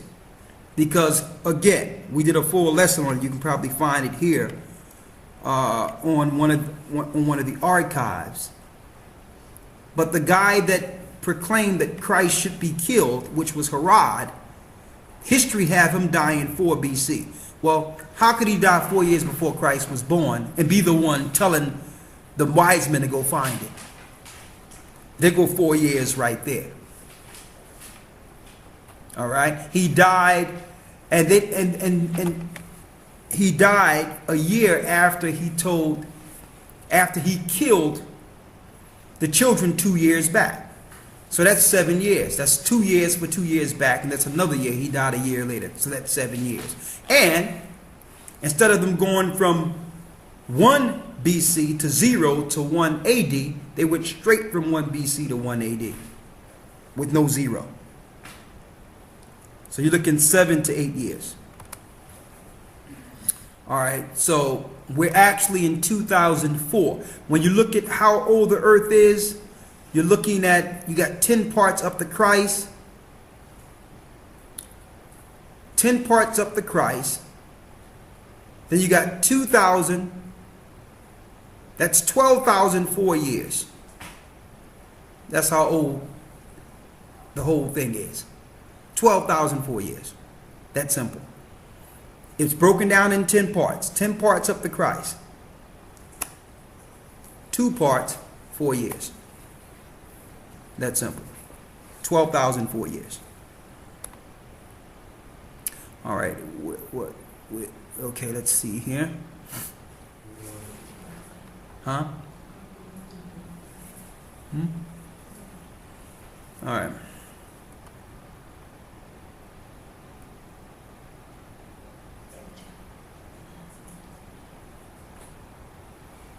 The years start early in the morning on Sunday every year, on so-called Sunday every year. Someone asked me, what is the name of the months?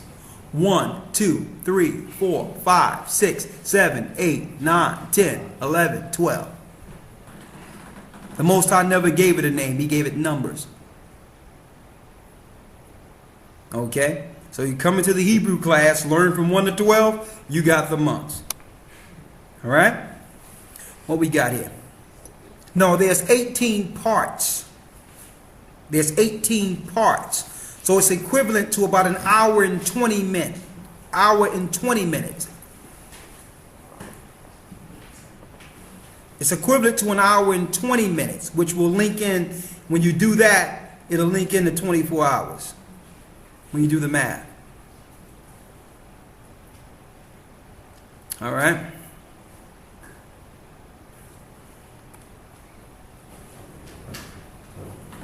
Oh, Izzy, how you doing?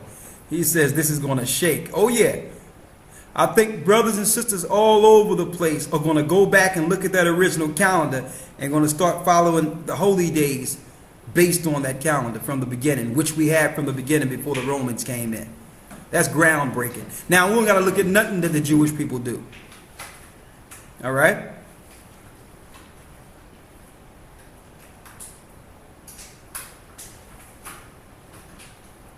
Well, like I'm saying, we're going into when he rose on whether or not that was a Sabbath or a holy day Sabbath. That's the part we're going into now. We're at that part of the study. All right? You will have that soon. We'll have a separate lesson strictly for that.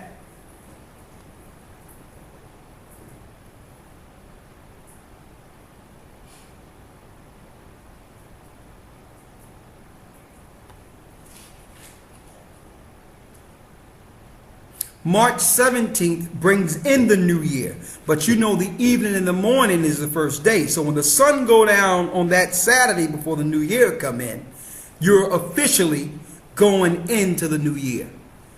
You understand? Good question. We're going to give you the dates of Purim. All the holy days we're going to give you. Y'all have them tomorrow.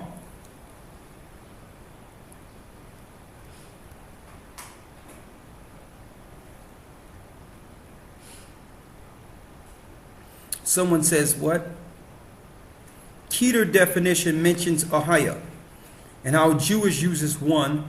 Why is it included with Yahweh with all the other gods? Well, because the Jewish people know our God. That's why. They know our God. It's no secret to them. All right? But all in all, I know the origin and the name in Hebrew of their God. And I know what the Most High told us in Hebrew his name was. So I'm not going to reject the Most High because Jewish people are using his name or hiding his name from the population and using it for themselves. All right?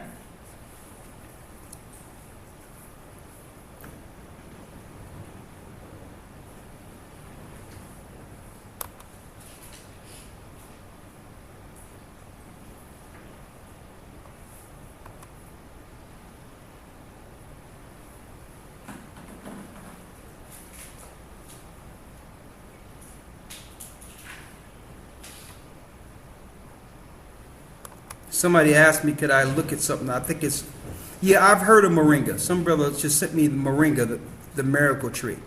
I've heard of moringa. That's some real good stuff. I'll favorite that so others can see it. What's next here?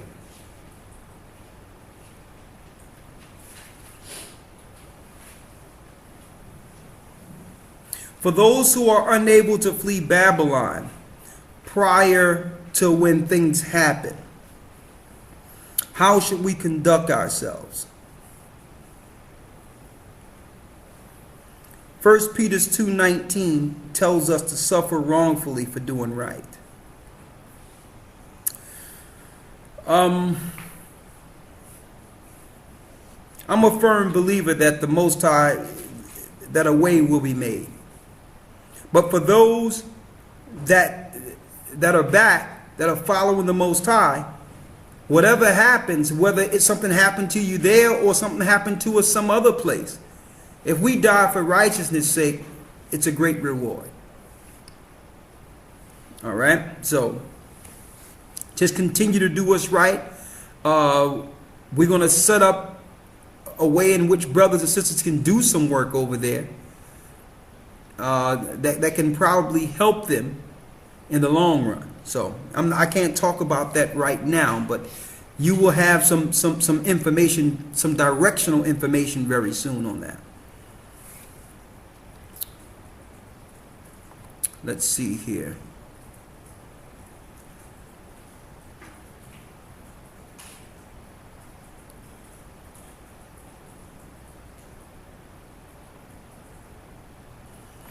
Very interesting.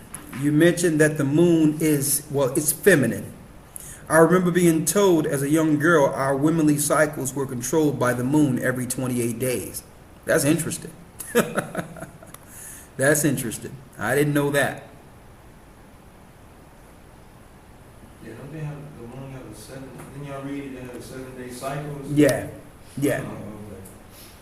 How is it the pyramid is a time castle? Well, when I say the pyramid, the Great Pyramid is actually a measurement tool also of a time space. From the chasms it has within there, each what you would call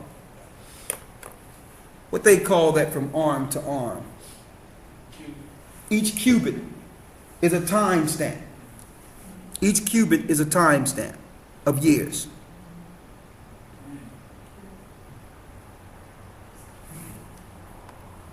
And that particular pyramid was built by angels, beyond any shadow of a doubt. And all these brothers that's dealing with Africanism and dealing with all these different gods, the Anunnaki and all that, they follow in fallen angels and in Azazel. All these Egyptologists and all that, they're following fallen angels and Azazel.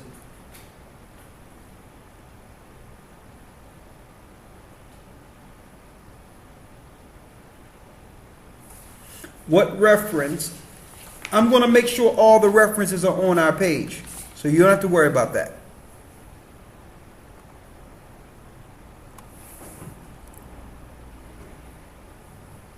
Can you get John 3 and 13? Well, I'm not going to, someone says if Enoch ascended into heaven. I can't say if Enoch ascended into heaven. He did ascend into heaven. Let's go to John 3 and 13. Answer the question.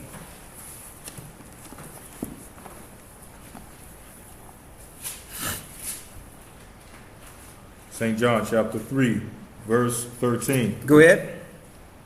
And so did Elijah or Elias. He did it too. Read it. And no man have ascended up to heaven, but he that came down from heaven, even the Son of Man, which is in heaven. When you do the precepts, this linking into him descending and ascending. So you have to link in the precepts. It's talking about him going into the belly of the earth, taking full power and ascending before the throne, shedding blood on the heavenly tabernacle. But that is a good question.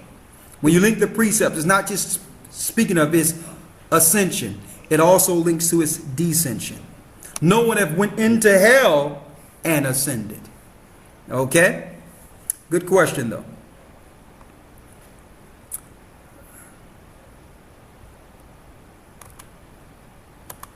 Let's see here. Who else we have here?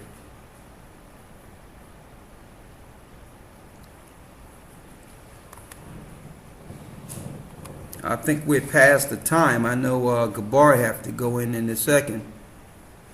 1 second here.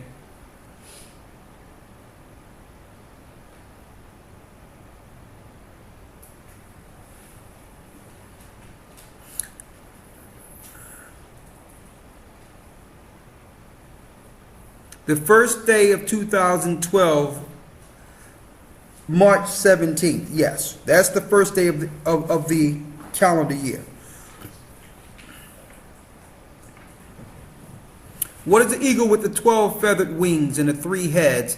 Okay, that's speaking of the Edomites. That's speaking of the Greeks, later the Romans. The feathers, the 12 feathers, it's talking about the Caesars. We're going to do a lesson on that soon. That's speaking of the Esau's empire over the Romans and the 12 Caesars of Rome. I understand Zechariah 14 and 12 has been taught as being nuclear fallout, considering verse 13. Is it possible that this passage is talking about walking dead zombies? Please explain. Let's read it. Zechariah 14 and 12.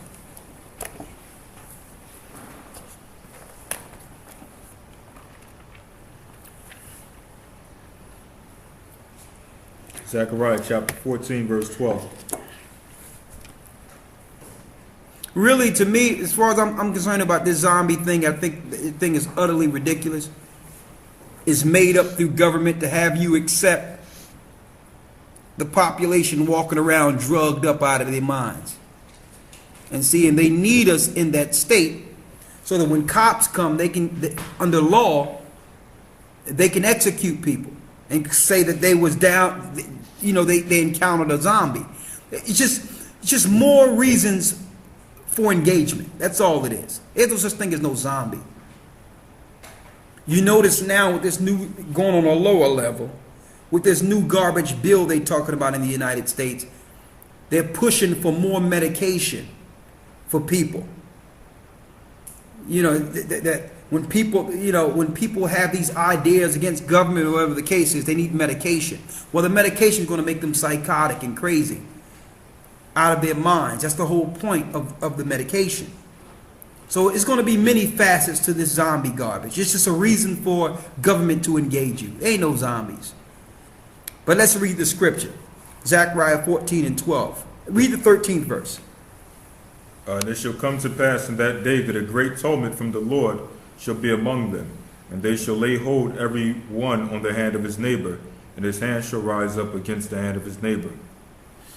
You don't need zombies for that to happen. That's going on right now. People are fighting their own neighbors right now. All right, so what's the next one here? He said in their records, Judah, Benjamin, and Levi will be in those areas. What about the rest of the other tribes? Well, some of the tribes will be with Judah, Benjamin, and Levi, but not in mass number. The Bible tells us that the Most High must bring Judah together first so that the other tribes don't magnify themselves against them. Why? The other tribes are used to being together. They're used to operating together. So if they all came together, they would actually have the authority over Judah, who are not used to being together. So the Most High is going to have them there first, and then the other tribes are going to come. All right? So, what's next? I'll read this real quick. Yeah. This is Zechariah 12 and 7. It says, the Most High, Ahiah, shall save the tents of Judah first. He shall save the tents of Judah first, that the glory of the house of David and the glory of the inhabitants of Jerusalem do not magnify themselves against Judah. So Jerusalem don't magnify itself against Judah. Okay? And that's clear.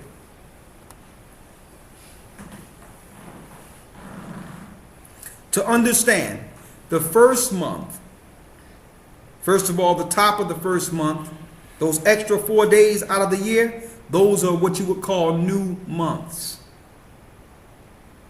All right? They're holy days bringing in the seasons, or to signify a season. Those are new months or Sabbaths. So when the seasons change, holy day. And there's a point. You got 30 days for the first month, 30 days for the second month, 31 days for the third month.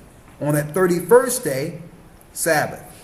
You got 30, 30, to the next 31, that extra 1 day, Sabbath. 30, 30, 31, that extra day, Sabbath. On and on and on, all around the clock. That you got 4 Sabbaths a year, which are the new months. Okay? It's that simple.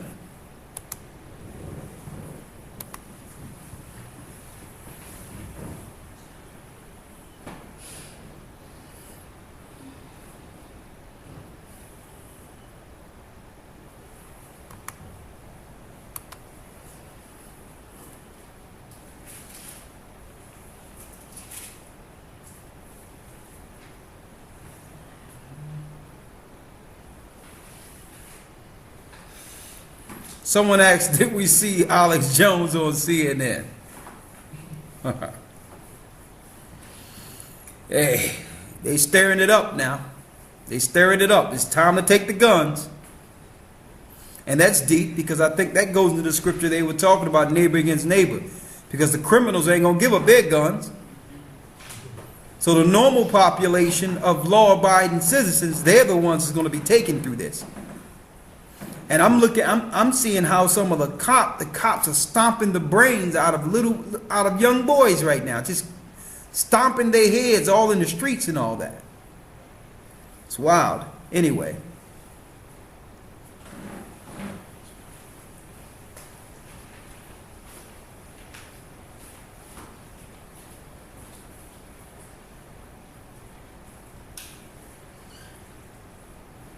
Okay, Sister Binyasha Allah, we will say a prayer. You say you're dealing with a lot of my 501c3 Freemasonry field job. Oh my goodness.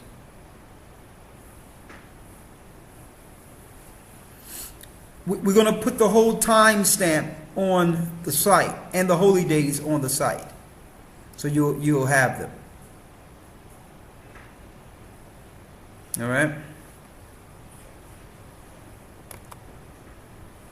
Well, I'm sorry, Gabar, that I went into your time, but I really needed to get a lot of this out.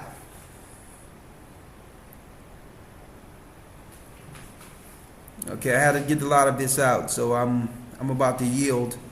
I hope this brings some resolve in a lot of areas concerning the holy days going forward. I know it's a relief off of me.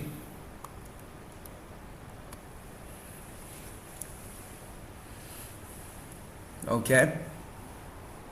In a nutshell, you got 30 days all through the year, but at the change of seasons, there's an extra interval for each season. So there's 4 extra days for change of seasons, which are holy days. Okay? It's that simple. I don't know how clear you can see this, but that's basically the cycle there.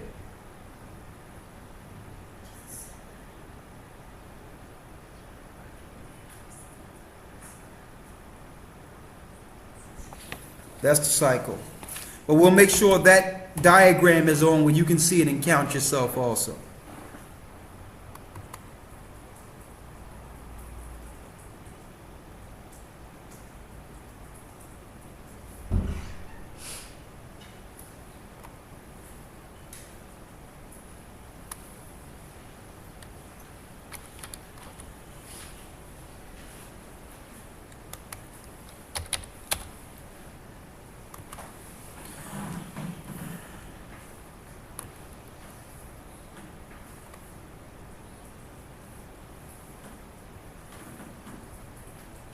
Okay, I guess I'll yield. I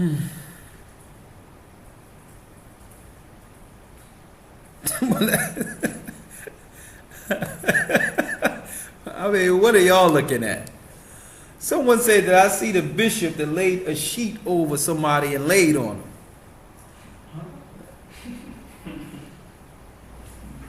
him. He's really anointing, huh? He's doing that's a power anointment right there.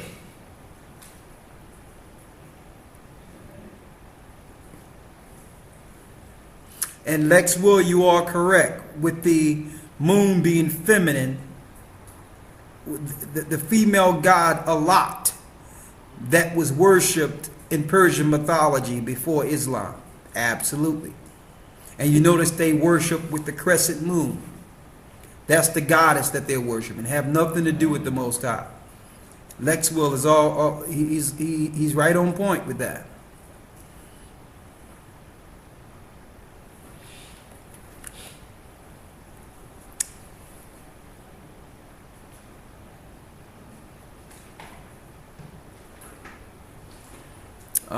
Someone asked, do you think the 4 beasts in Revelations 4 have any correlation to the division of tribes in Christ's kingdom? I haven't seen any precepts that told me of such, so I would have to go with the precepts for that, or it'll just be philosophy. Someone said a bishop placed a sheet on top of 2 men and laid on them.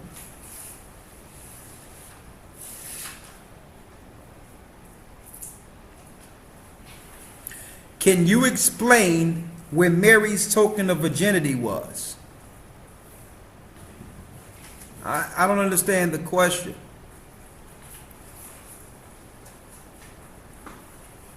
The token of virginity is usually where all women tokens of virginity be when they marry. I don't understand the question. Maybe you can give me some understanding.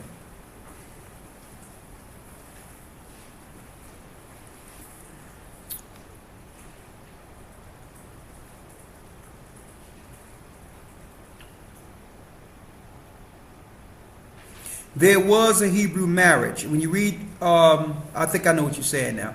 We read Matthew, the 1st chapter, when you go, the angel told him to take to him his wife, to go through with it. Okay?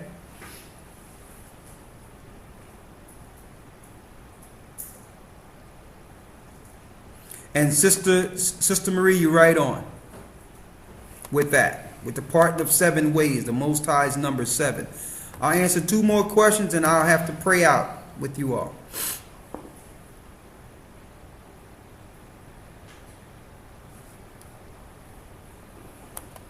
Somebody asked, can I explain the Welling Wall? Yeah. They believe that there's a jinn or a genie or a demon that they can put their wishes in the wall and get their wishes fulfilled in Jerusalem. It's a demon they're dealing with. Just like they go to the rock in Mecca. The Welling Wall is similar to that.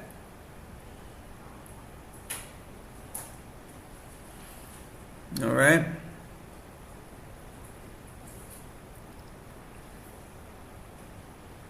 Someone asked, Psalms 55:1, precepts Acts 3:1 support 80-minute blocks with Peter and John praying in the 9th hour. You're right on point. In Exodus, the 30th chapter, which talks about the sweet cannabis, does it mean marijuana? The sweet calamus. That's calamus, not cannabis. That's the sweet calamus.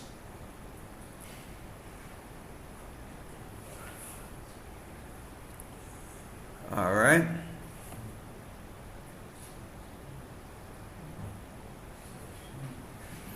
Lex Will says, thinking people can leave using work today, pay today, and travel city by city south.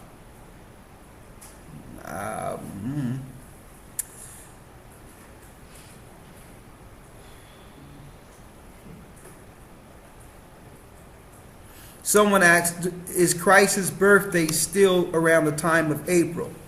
Well, we're going to look at that too. Now we're going into the times.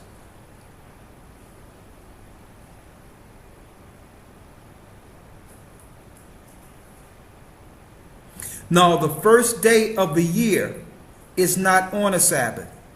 The first day of the year always come on the first day of the week. And it always end on a Sabbath.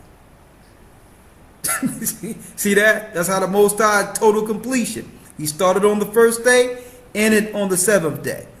So they're going to always come in on the first day, and the last day of the year will always be a Sabbath. Total completion. Okay? Good question.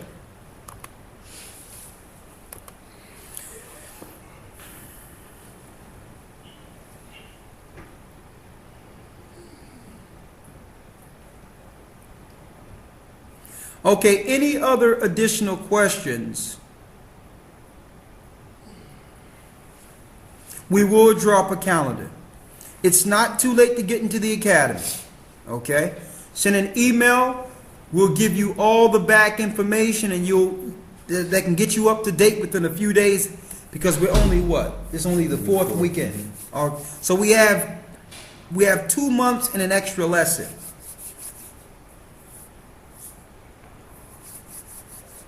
All right.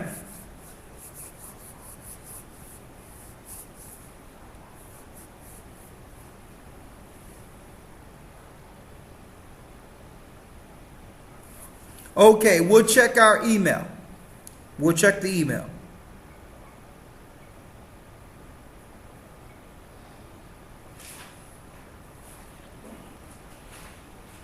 Lex, send an email.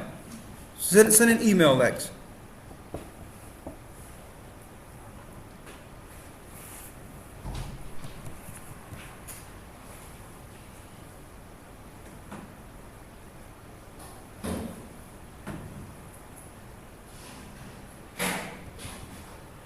Okay, well, thank you, bless you, and I wish I can stay on, but I have to go. May the Most High be with you, and Elder and Brother Gabar will be on shortly, okay? Shalom. Shalom.